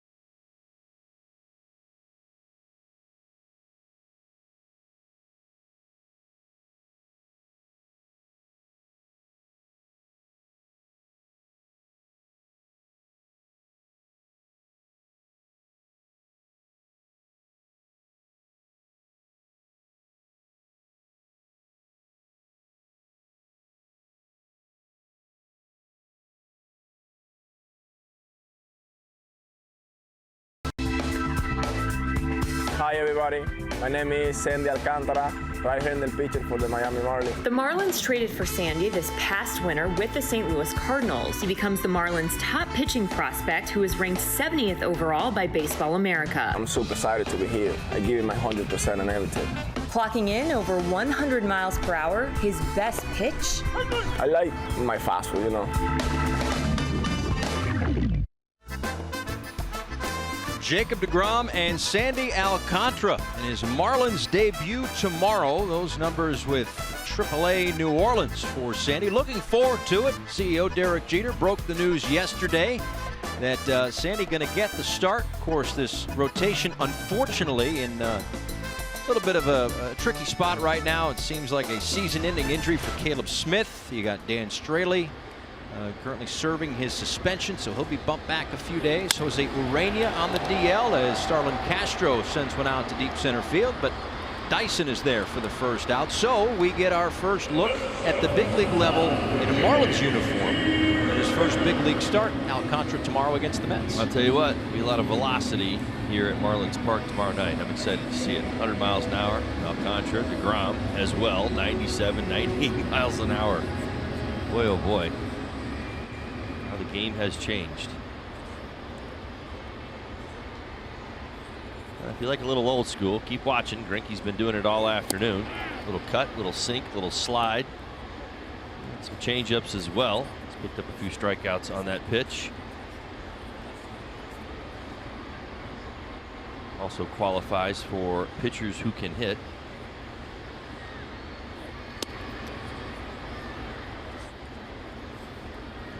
Ball and a strike to JT Riddle. Now, of course, Don Mattingly was asked about Sandy Alcantara to finish the thought on Sandy for tomorrow. As Riddle sends one to the right center field gap, that will get down. Dyson fires in and does so quick enough that Riddle will stay at first with the one-out base hit. Time for the Toyota Inside Look. How have the Marlins done against righties in the last 2 weeks? Hitting .286. Only the red-hot Houston Astros have been better. Today they have scattered 6 hits against Zach Greinke, the Diamondbacks righty today. Well, it's been much improved. How about JT Riddle heating up?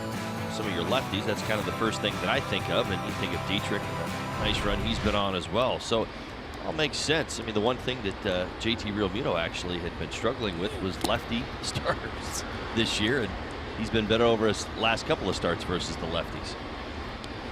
There's JT, hopefully back in the lineup tomorrow night. Perhaps behind the plate for Sandy Alcantara's Marlins debut.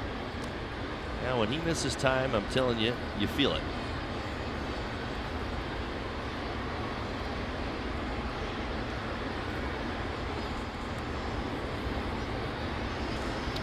To Rojas outside, 2-0. So would you like to see Sandy go out there and throw a perfect game tomorrow against the Mets? Absolutely. Will that happen? Unlikely. And that's what the skipper was talking about today, kind of tempering the expectations a little bit, but in a good way, saying that there's still lots of room for growth, and he's clearly done enough to get a look here at the big league level, but that there is still some room for growth for Sandy Alcantara. Expect some bumps in the road, he said today. But all in all, the top pitching prospect in the Marlins system. Well, he's put up good numbers at AAA. Why not? He can come up here and dominate, crying out loud. I think he's probably thinking that. He's very confident, has a very dominant fastball. Hopefully gets off to a great start. Now, teams quite deliberately, set things up. Now, I'm not speaking to this. As like I said, this is just merely my opinion. And, we talk about timing. Good time. Mets struggling a little bit offensively right now. They haven't been scoring a whole lot of runs. They haven't been winning a whole lot of ball games. At the same time, he's going up against DeGrom, so we'll get a little snapshot of that, what it's like to compete at that level. So I think there's a couple of different ways you can look at it and really believe that this is the right time.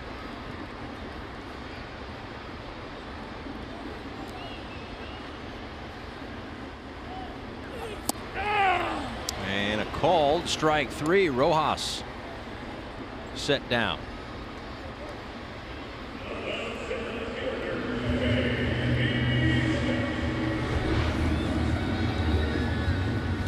Arm side run.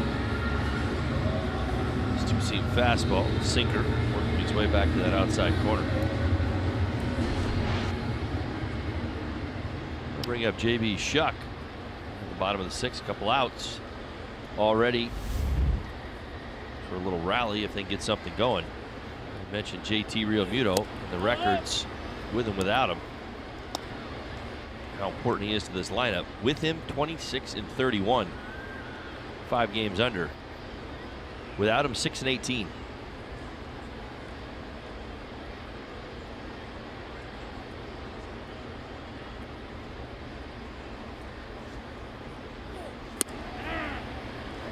Shuck takes a called strike, a single, and a fly ball tonight. As I mentioned before, the Marlins hope to get Realmuto back tomorrow for Sandy Alcantara's Marlins debut. The starter for Saturday still up in the air, still not certain. There has been some speculation that it might be Pablo Lopez. He was in the top 20 when it comes to prospects in the Marlins system.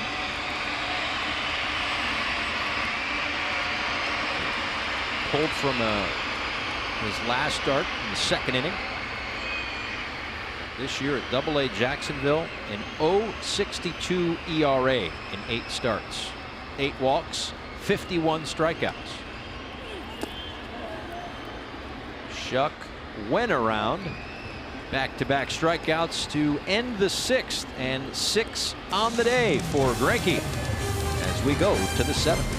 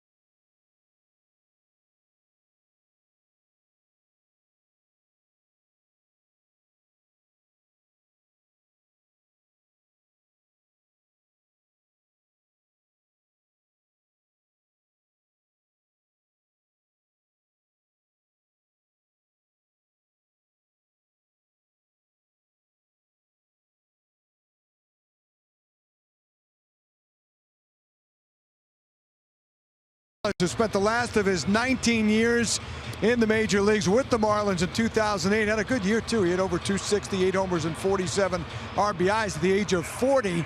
And not only a good season, too, on the field, he was a good leader on that club, which featured a lot of young players, too. And he was the kind of guy who was a big impact, not only on the field, but off the field, known as one of the great practical jokers in the game. Toward the end of the season, along with Paul LaDuca, they foot the bill in some very high-priced costuming.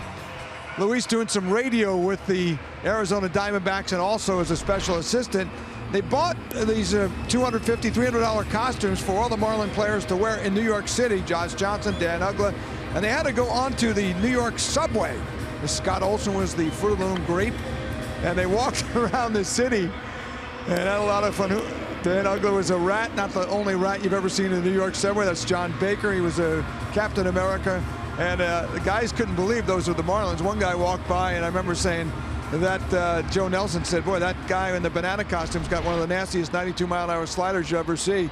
And Gonzo also got us in the media many times, got us with the fake jelly beans, where he put some very tasty jelly beans, guys, next to the ones that tasted like pencil shavings, diaper rash, that kind of stuff. Oh, yeah. And he would fool you with that. He was a lot of fun to be around. Good to see him here with the Diamondbacks this week. Absolutely, Craig. Thanks so much. Paul Goldschmidt takes ball one from Tehran Guerrero, who will pitch here in the top of the 7th inning. What's the yeah, there's a jelly bean game where they don't taste so good. There's like the 2 green ones. One's like bamboozled. Bean boozled. Yeah, something. That's what it is. Have you played that game? I've not. That is gross. Yeah, no. Some of them are really nasty. The question I have is, who's the person that decided that that's what it tastes like? You know, somebody had to taste test the, you know, the rusty pipe. Right. You know what I mean? To say, well, that's what it actually tastes like. So let's make that happen. Who is that person? The taste guy over there at the bean place. Are those all the details you were looking for? Something like that. Yeah. I want to know, that was a young, spry Craig Minervini in those videos there, throwback videos. Hasn't aged a day, Minervini. Yeah, he got us on the donuts too. I don't know. Holly's probably been around guys who've done this. He would take the jelly out on a nice Sunday morning, and they look so good. And he'd put mustard in there, and then he'd come back with the jelly on the outside. And you guys would go grab, you know, on a Sunday morning, grab the donut, and he's just one of the funniest guys I've ever met around the game of baseball. You ever get you with like the binocular thing with like the shoe polish? Yes. Like one of those? He had them all. He had the one in San Francisco is legendary, where the guy who made the chili there said it was fresh chili. It was a 4-game series, and on day 1 he dropped a golf ball in the chili. And so Deku, hey Harry, how's the chili? It's fresh. He puts a golf ball in. Another one the next day, 4th day of the series. Golf ball, how's the chili? It's fresh. And Louis took a spoon and pulled out the 4 golf balls right in front of the guy. That might say more about the chili than the practical joker. But, yes, well, it did. Craig, thanks. 1 out after the strikeout of Goldschmidt. That one at the feet of Jake Lamb.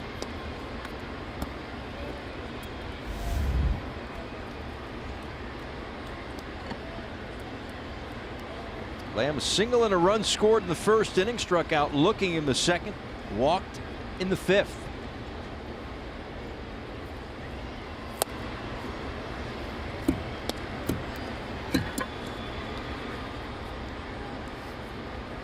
Guerrero, 3rd pitcher of the afternoon for the Marlins. It started with Trevor Richards, went the first 4. A couple of innings of work for Nick Whitgren, gave up 3 hits and a run. And now Guerrero here in the 7th.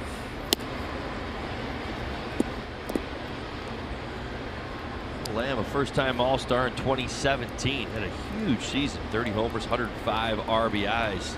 Backs would really love to get him back into form. That has been heating up a bit here over the month of June.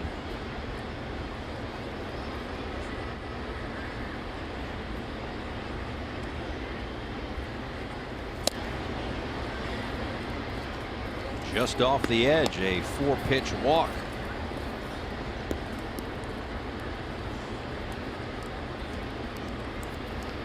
Guerrero pitched in last night's ball game against the Diamondbacks. A walk and a strikeout in his inning of work.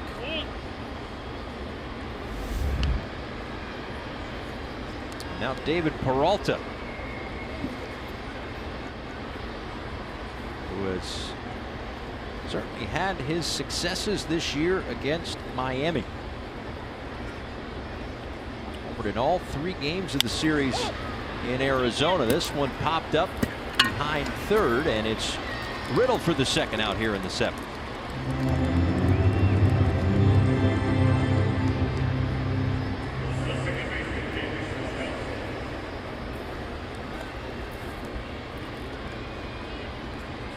Seen Guerrero go a little bit more to that slider as of late. It's been key to his success this year. See how he attacks Daniel Descalso. A couple of home runs, 6 RBIs this year against Miami, 9-42 on the year. Bats with 1 on and 2 out here in the 7th.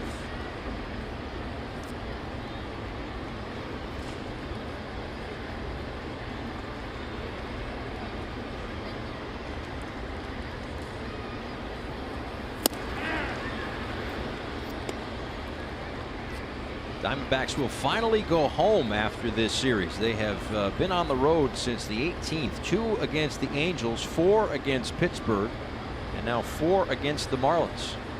They'll go home. They'll have the San Francisco Giants for a 3-game series, the St. Louis Cardinals for a 3-game series, and the Padres for 4 at home.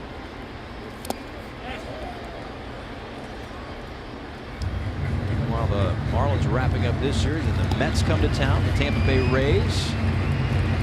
Interleague matchup here under NL rules. See the Rays immediately after the All-Star break as well.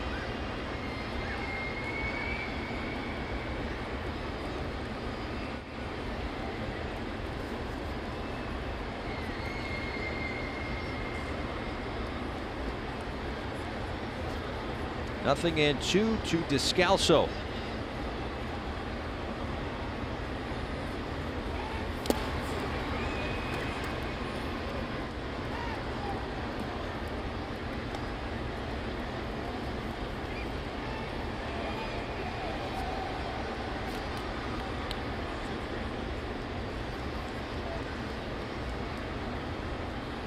We heard from a very happy Tehran Guerrero earlier today. Very excited about Colombia, the World Cup. They're really excited, even more so if he can get Descalso here.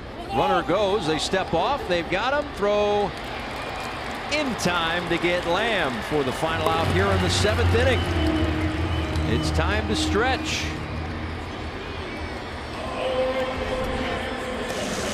Guerrero and that Colombia World Cup jersey. 4-0.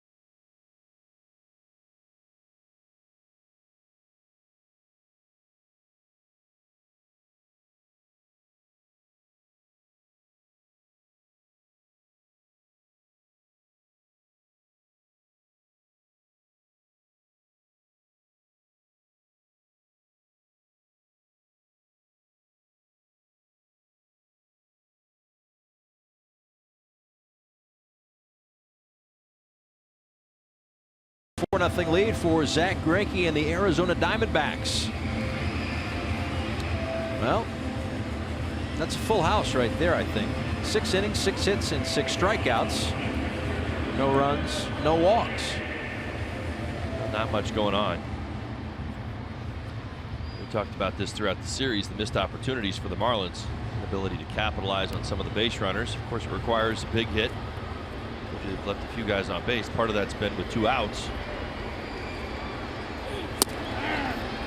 Let's get another look at that pickoff. Lamb, early go. Now for a pitcher, you got to stay under control, not panic. You got to step off the back of the mound, and obviously a good throw right there. You don't see many do that. Sometimes you'll see that with a young man on the mound, and you'll see a balk induced. You'll see a panic, where you'll see a stolen base. So nice job right there by Guerrero, staying under control and doing what the situation required. Officially goes down as a caught stealing because the out was recorded as the runner was heading towards second base. One of those little nuances in baseball, of course. Ryan Holiday down in the count 0-2.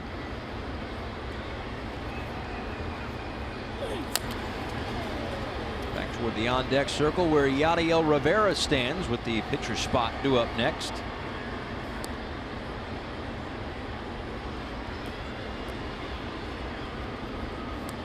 Yadiel and Brett Graves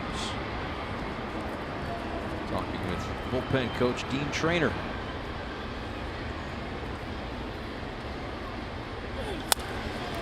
Nice piece of hitting there for Brian Holiday. Just kind of poked it out to right field.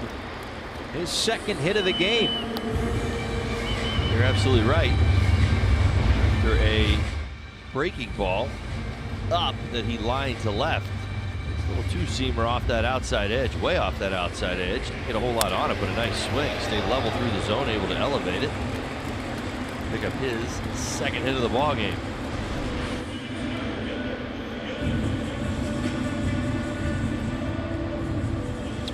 That'll bring up Yadiel Rivera, who, if you go back to the time in Baltimore when Miguel Rojas got hurt, kind of a couple of days off for Miggy led to increased playing time for Yadiel Rivera. Since then, he is 7 for 22 with a .318 average and a .385 on base percentage. Swinging a hot bat with the limited playing time that he has had. Looking to start a 7th inning rally. This one toward left center field. Dyson ranging over, and it's going to be Peralta in left center field, and retreating to first is Holiday. Just a little too much air underneath that one. One down here in the 7th. That deep drive gave Peralta enough time to get underneath it. One out here in the 7th.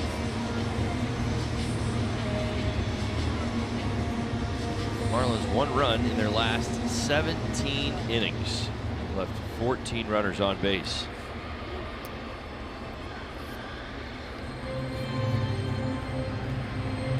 I mentioned the personal catcher that Jeff Mathis is for Zach Greinke. And, you know, not every pitcher does it. There are a few through time that have. I mean, Greg Maddux is the one that kind of jumps to mind first in Atlanta. But to have that kind of relationship where, okay, here we go, we're going to face a guy a 4th time. How can we attack him, and to have them on the same page?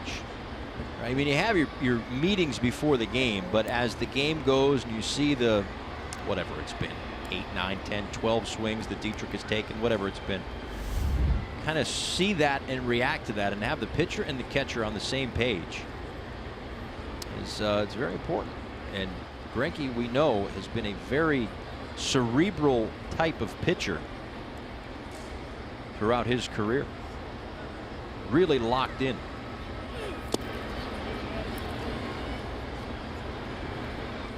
So much so that he's actually given his thoughts to the Brewers, the Dodgers, the Diamondbacks on who they should pick in the draft.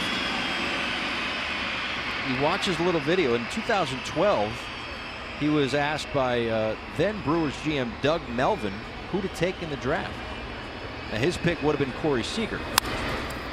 I'm no scout, but that would have been a solid pick. Dietrich out to left field, and Peralta tracks it down over his shoulder.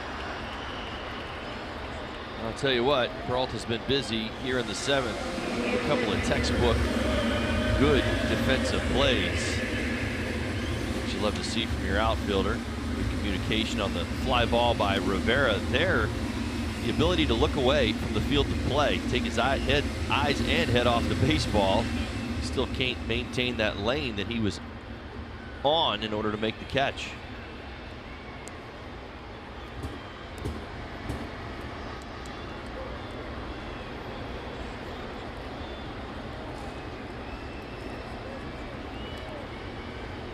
Brian Anderson 1 on and 2 out here in the 7th. Takes low.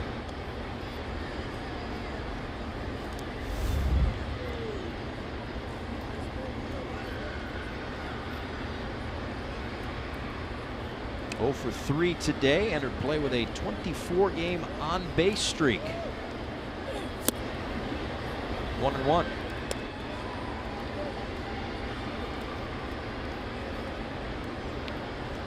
He's had just about 14% of the team's hits. Now that's among rookies through the first 81 games of the season in Marlins history.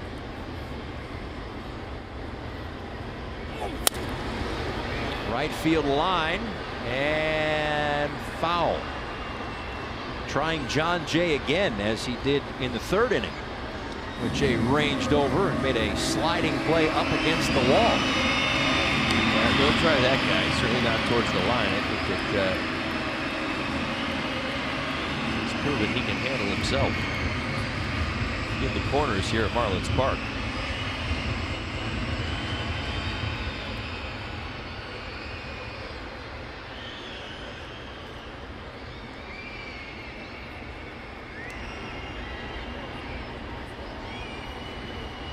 One-two in the dirt. Well, if you missed it, this was the play back in the 3rd inning. A terrific play by John Jay. I don't know if he saw it go in the glove, to be honest with you. Well, and I think what's so amazing, and I do my best to express this to the fans, like you watch that left heel kind of start to dig in. He's not anticipating that. It's actually slowing him down. He wasn't ready for that. So it's a variable, still able to maintain concentration. Out to left, and Peralta ties a major league record with all 3 putouts in the inning. We are through 7. 4-0 Arizona.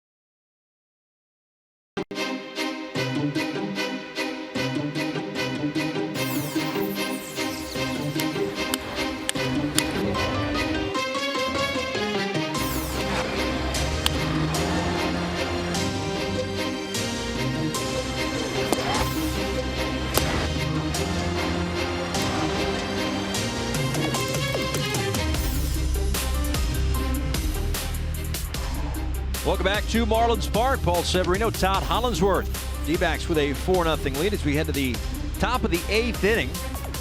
Brett Graves on the mound, the 4th pitcher of the afternoon for the Marlins today, pitching in his 3rd game here with Miami.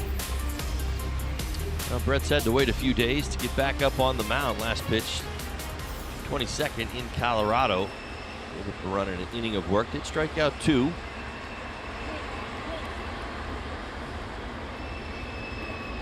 Minor league numbers.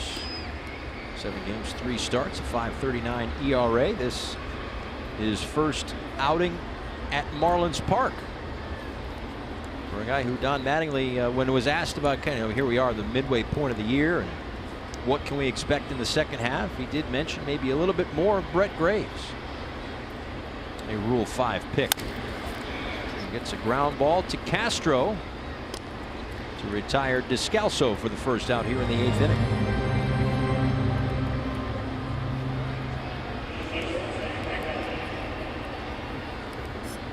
Marlins got him from Oakland in the Rule 5 draft in December of last year. Started the season on the 60-day DL, left oblique strain. Suffered during spring training.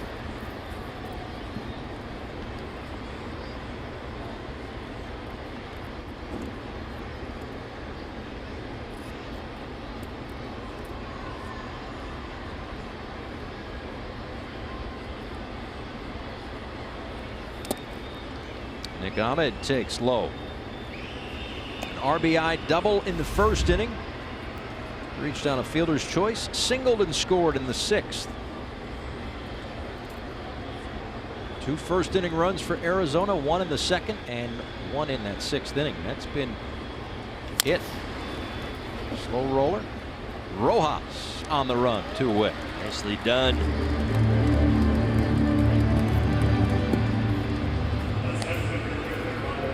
What, you stick Rojas just about anywhere on a diamond and you've got a chance to see a special play. It's a quality one, no doubt. Quick transfer to the throwing hand. Speedy Ahmed by a good couple steps.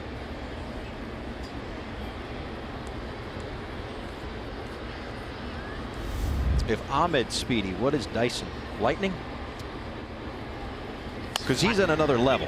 Watch. He beat that out. That's how fast he is. Did you blink?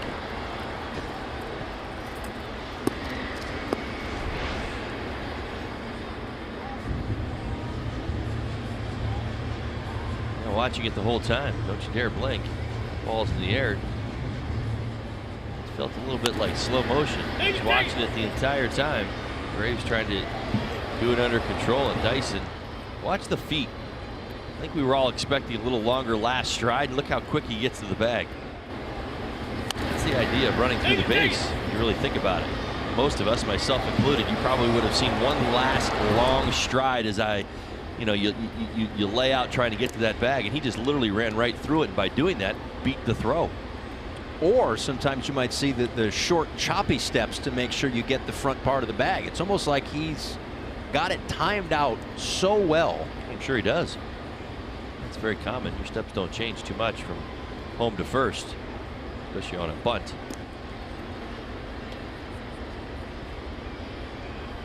But you want to get that front part of the bag so you don't slip past the bag sometimes, right? With the spikes, if they're a little slight, I don't know what kind of spikes he wears. I know they're shiny. I don't know if they're the metal ones or the plastic ones. But sometimes the plastic ones will slide off the bag, right? I'd like to focus on the front of the bag. You definitely do not want to step right on the top of it. Absolutely. See the spikes there. I believe he's got spikes in him. This might be the plastic one. You think back to the Bryce Harper injury last year. I mean, it was a wet base. These are not because the roof is closed, but it was a wet base. He slid off the bag. He kind of banged his knee a little bit. Well, I can't help but say, is Bryce Harper a little bit more like me or Dyson? It's like I can see myself doing just that.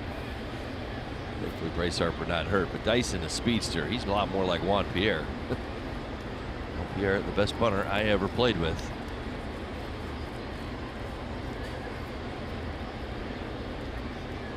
On at first with 2 outs.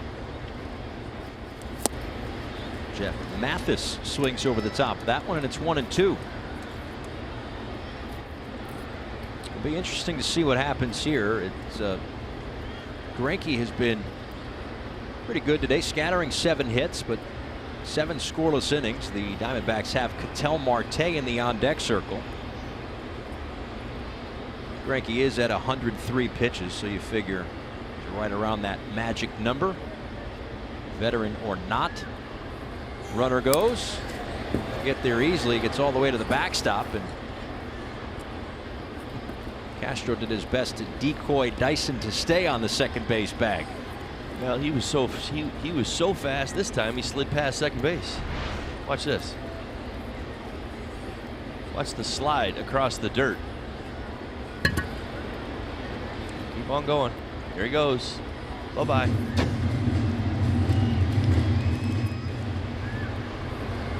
That's top speed, like within 3 steps. Oh yeah.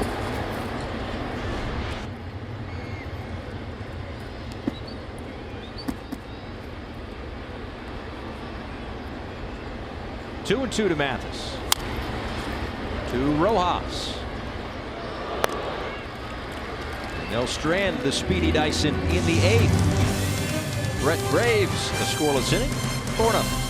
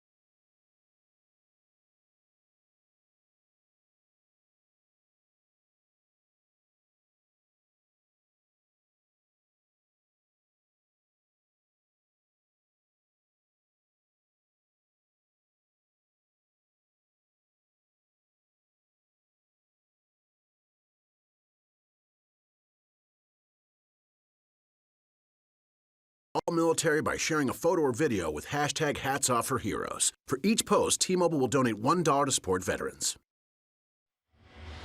Ocean Drive on South Beach. D-backs have enjoyed their time here, up 4-0 right now, and if the score holds, they will have taken 3 of 4 from the Marlins. We welcome you inside our broadcast booth, Paul Severino and Todd Hollinsworth. You know, today was a day where Greinke at times looked unhittable and other times looked like he could have been had. Right. Well, you hear me talk about it all the time in terms of, you know, how hitters approach pitchers in trying to pick up on those patterns. You know, how the Arizona Diamondbacks went at Richards today, really laying off that changeup unless it was up in the zone.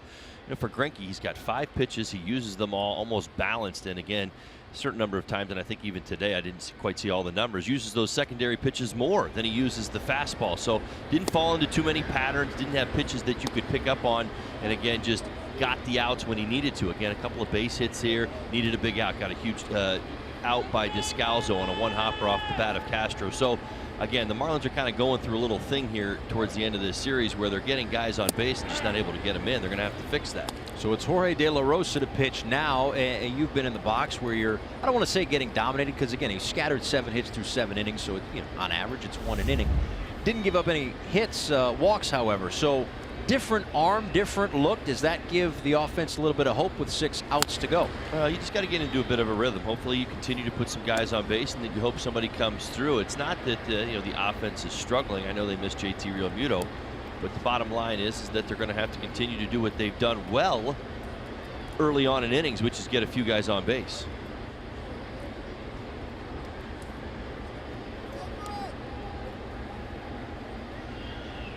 On 2 strikes to Bohr, that one in the dirt. Ketel Marte in the ball game at second base. So a double switch. Descalso out. That's the spot in the order that De La Rosa goes into, and Marte will lead off the 9th. And Bohr can't hold up.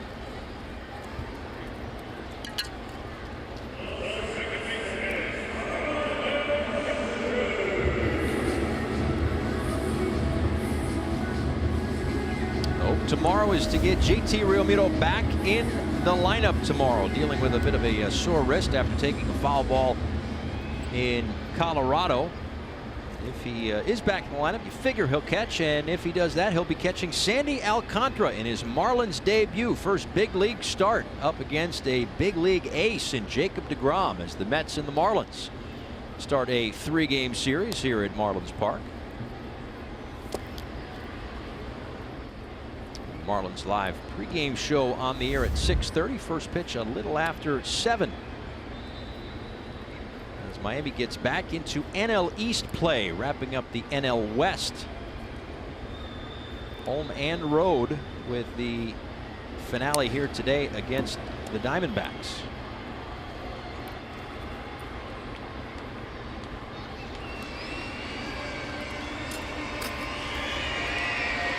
Castro 0 for 3 this afternoon. The deep drive to center his last time up.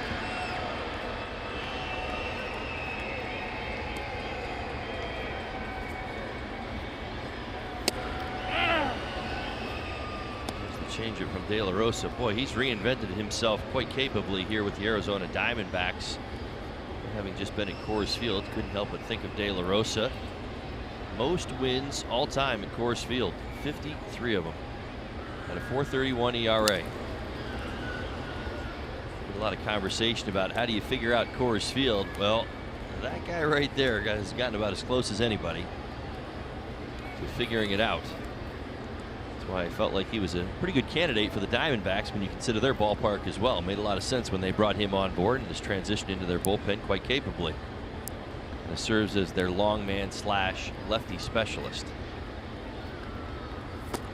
And Chase Field has the 2nd highest elevation in terms of ballparks around Major League Baseball. Second to Coors Field. And he sports a .79 ERA at Chase Field this season. That's good, right? Sub 1 is good. Yeah. Okay. It's pretty good. Pretty. Here's a 3-2 pitch. Fouled off.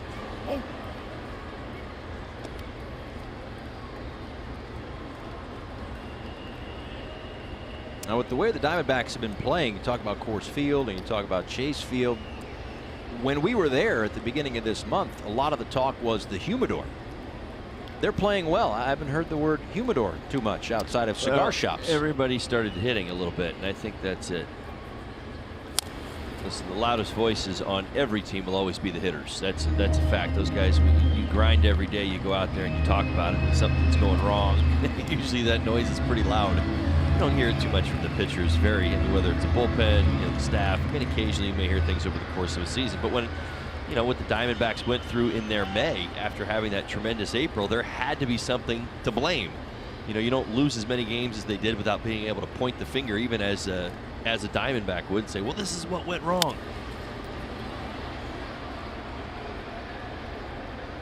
Didn't hear too many of them openly complain about it. I think it was probably more people just kind of picking up on the idea what was going on. They were dominating pitching staff, dominating bullpen. Defense was stellar, although that really doesn't have too much to do with the humidor. Point being, all of those things have stayed the same. The offense has just now picked it up. See what I mean? Yeah. So it's kind of an interesting argument for the D-backs fans. There's a base hit up the middle for Starlin Castro. A 1-out knock here in the 8th.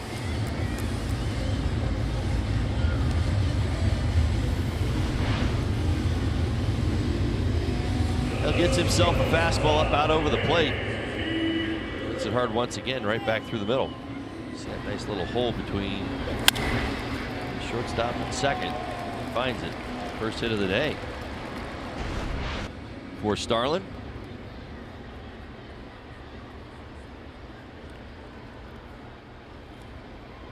JT Riddle, who's got 2 hits today. Check that, 3.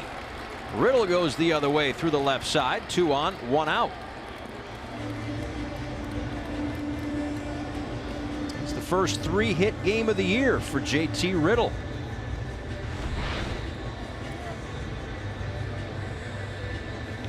A nice approach, couple of base hits the other way this afternoon.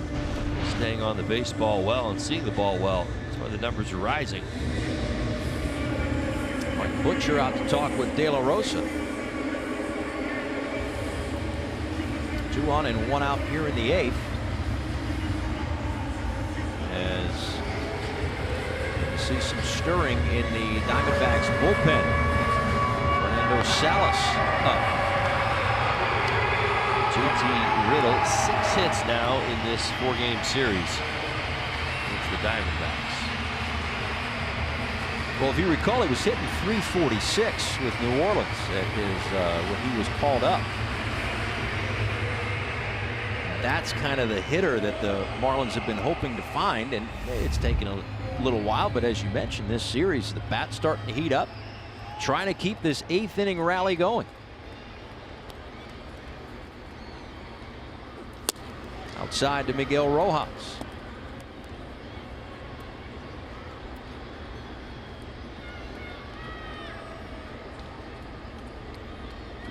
Rojas with a base hit in the 4th inning. It was impressive at bat. 10 pitches against Greinke this afternoon. Threw the entire kitchen sink at him. Off the end of the bat to Marte. Ahmed gets rid of it quickly, and Rojas grounds into the double play to end the 8th. We head to the 9th.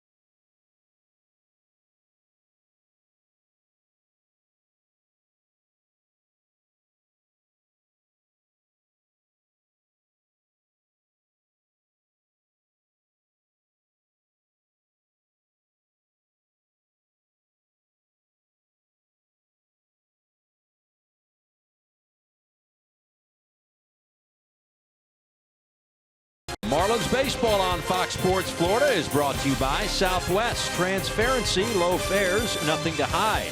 By Kubota. For information or to find a Kubota dealer near you, go to gokubota.com. And by your South Florida Honda dealers. Nice day outside of Marlins Park. Hoping for a little more offense on the inside on the Marlins side of things. But right now, the objective for Brett Graves is to keep it at a 4-0 deficit. He will face Ketel Marte and then the top of the order, John Jay and Paul Goldschmidt here in the 9th.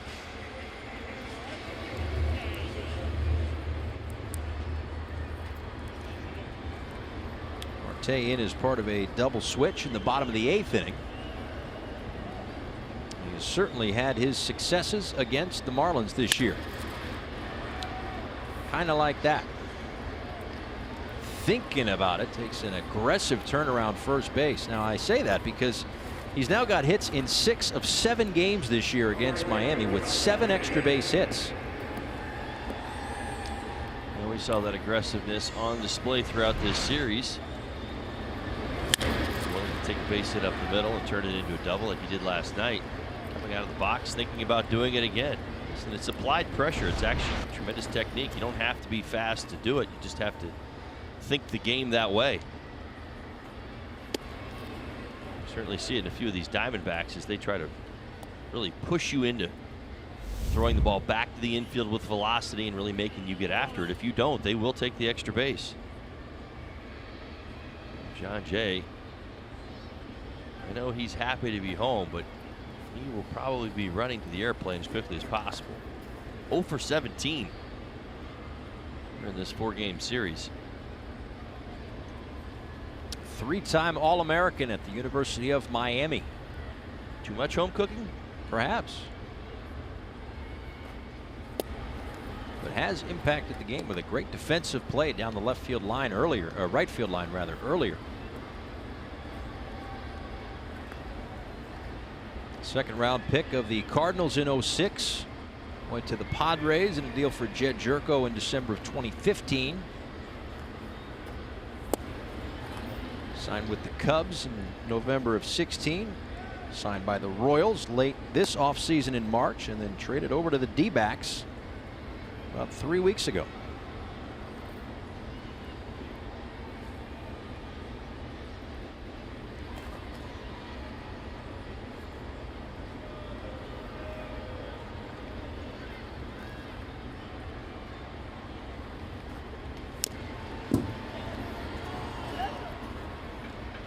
On that play that he made, and we've talked about it, we've shown it, but it really makes you think about last night. If anybody happened to see the Angels and Red Sox last night, Angels pitcher Jake Jewell threw a pitch, went to the backstop. He went to go cover home, and as he kind of slid in, same sort of slide that Jay had down the right field line, Jewell had last night. Got his legs stuck behind him.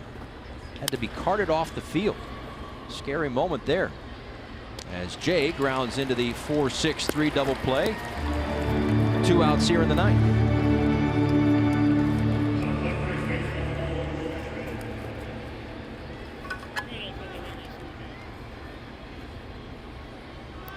Each side has turned 2 double plays this afternoon. And Paul Goldschmidt due up with 2 outs here in the ninth inning.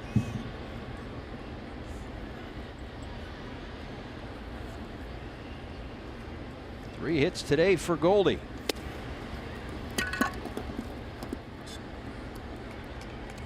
Singleton scored in the first inning, an RBI single in the second, and a double in the fifth.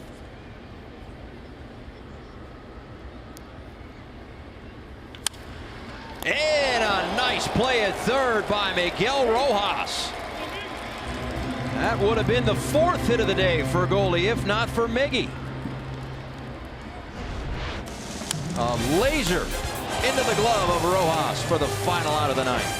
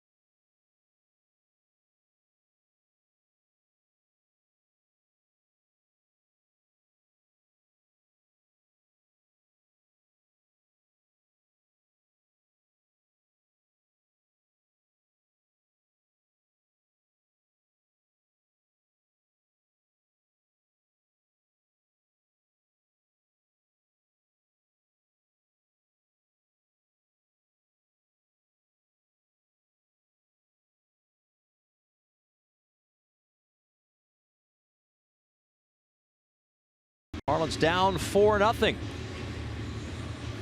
Everyone deserves a second chance. Just play Grouper, enter your lucky money ticket online, and you're registered for the $400,000 Super Grouper Second Chance promotion. The Florida Lottery, it's your ticket. Must be 18 or older to play. Play responsibly. Jorge De La Rosa back out for the 9th inning. Last chance here for Miami. J.B. Shuck, Brian Holiday. And we will see. It's the pitcher spot due up next. Marlins still have Brinson and Real Muto on the bench.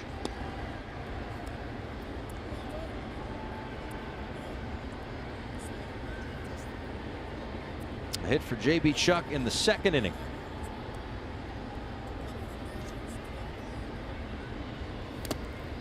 Takes low, a ball and a strike.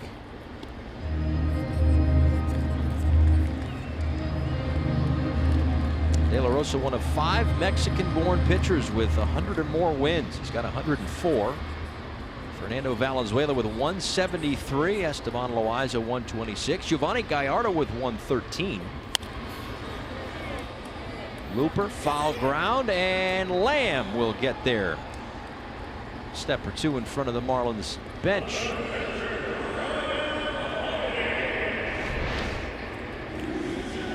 You see Lamb calling it all the way as he makes his way just in front of the Marlins dugout.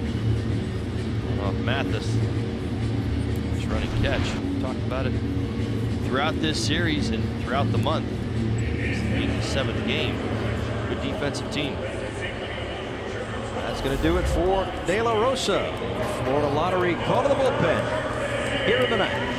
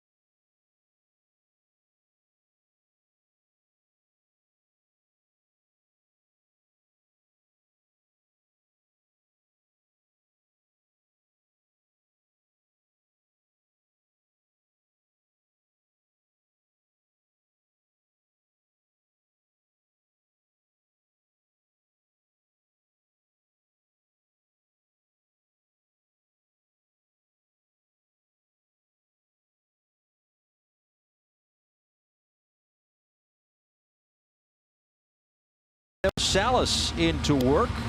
3rd pitcher of the afternoon. 7 innings from the starter Zach Greinke. For an inning and a third from Jorge De La Rosa. And now for the 37th time this season, Torey Lovullo calls on Salas to try to get the last 2 outs of the afternoon. Well, Salas 3.75 ERA on the season. He's been pitching pretty well of late. 1.17 over his last 17 games. Dominates righties. 193 batting average against. He should face a couple here at a minimum. It's Holiday now with 1 out, and Brinson into the on-deck circle. And the pitcher spot due up next as Holiday takes strike 1.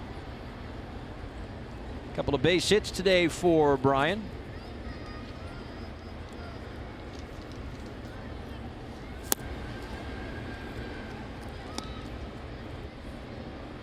Almost legged out what would have been an RBI ground out in the 2nd inning. In fact, the Marlins thought that he did. They brought that to a challenge. Call on the field stood. It was one of the 4 double plays that we have seen this afternoon, 2 on each side.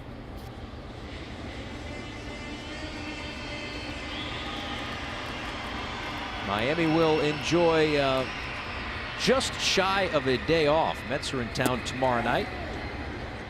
No swing. Mets in town tomorrow night for 3. Diamondbacks head west. Head back home as they wrap up a 3-city road trip. They'll have a 3-team homestand coming up. The Giants, the Cardinals, the Padres.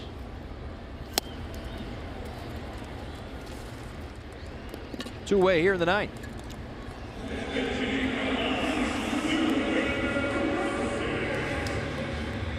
The WB Mason Marlins Live post-game show coming up at the conclusion of this one. Craig Minervini and Jeff Nelson breaking down a pretty good start from Zach Greinke. Went 7 innings, 7 hits, and 6 strikeouts. Hear from Don Mattingly as the guys are getting ready. They might already be ready. I think they're always ready.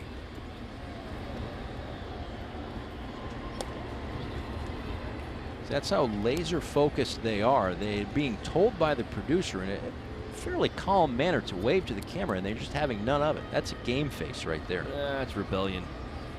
All right, I'll buy that. I'll buy that too. So that is a rebellious face that he just made.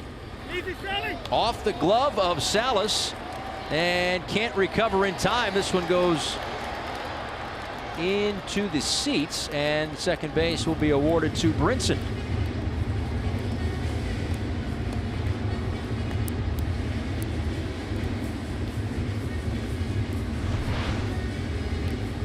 The comebacker, one hopper. Salas tries to get off that mound to high, hits off the top of his glove and kind of redirects to the opposite side.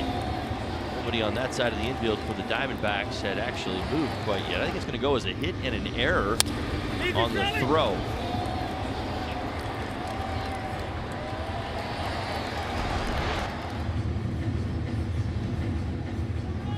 And Lovello will go back to the bullpen. Up 4-0 here in the ninth. The Florida Lottery call to the bullpen.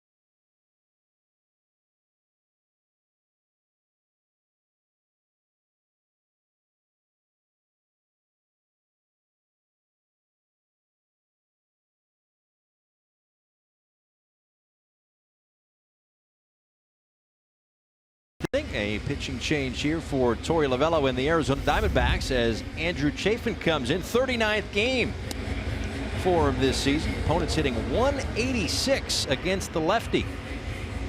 In to face the lefty, Derek Dietrich. Comebacker a moment ago off the bat of pinch hitter Lewis Brinson off the glove of Salas, who recovered but threw wide of first base. So Brinson on at second with 2 outs. And the last hope here for Miami is Derek Dietrich, with Brian Anderson on deck in his 24-game on-base streak hanging in the balance. It did reach via a fielder's choice, but that is not considered reaching safely for those scoring at home.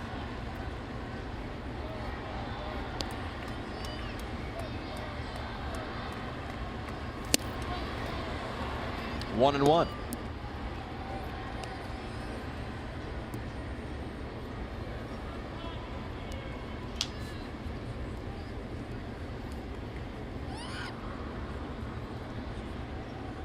Dietrich walked, reached on an error, struck out, flew out. Looking to extend this game to get it to Anderson. Ball 2.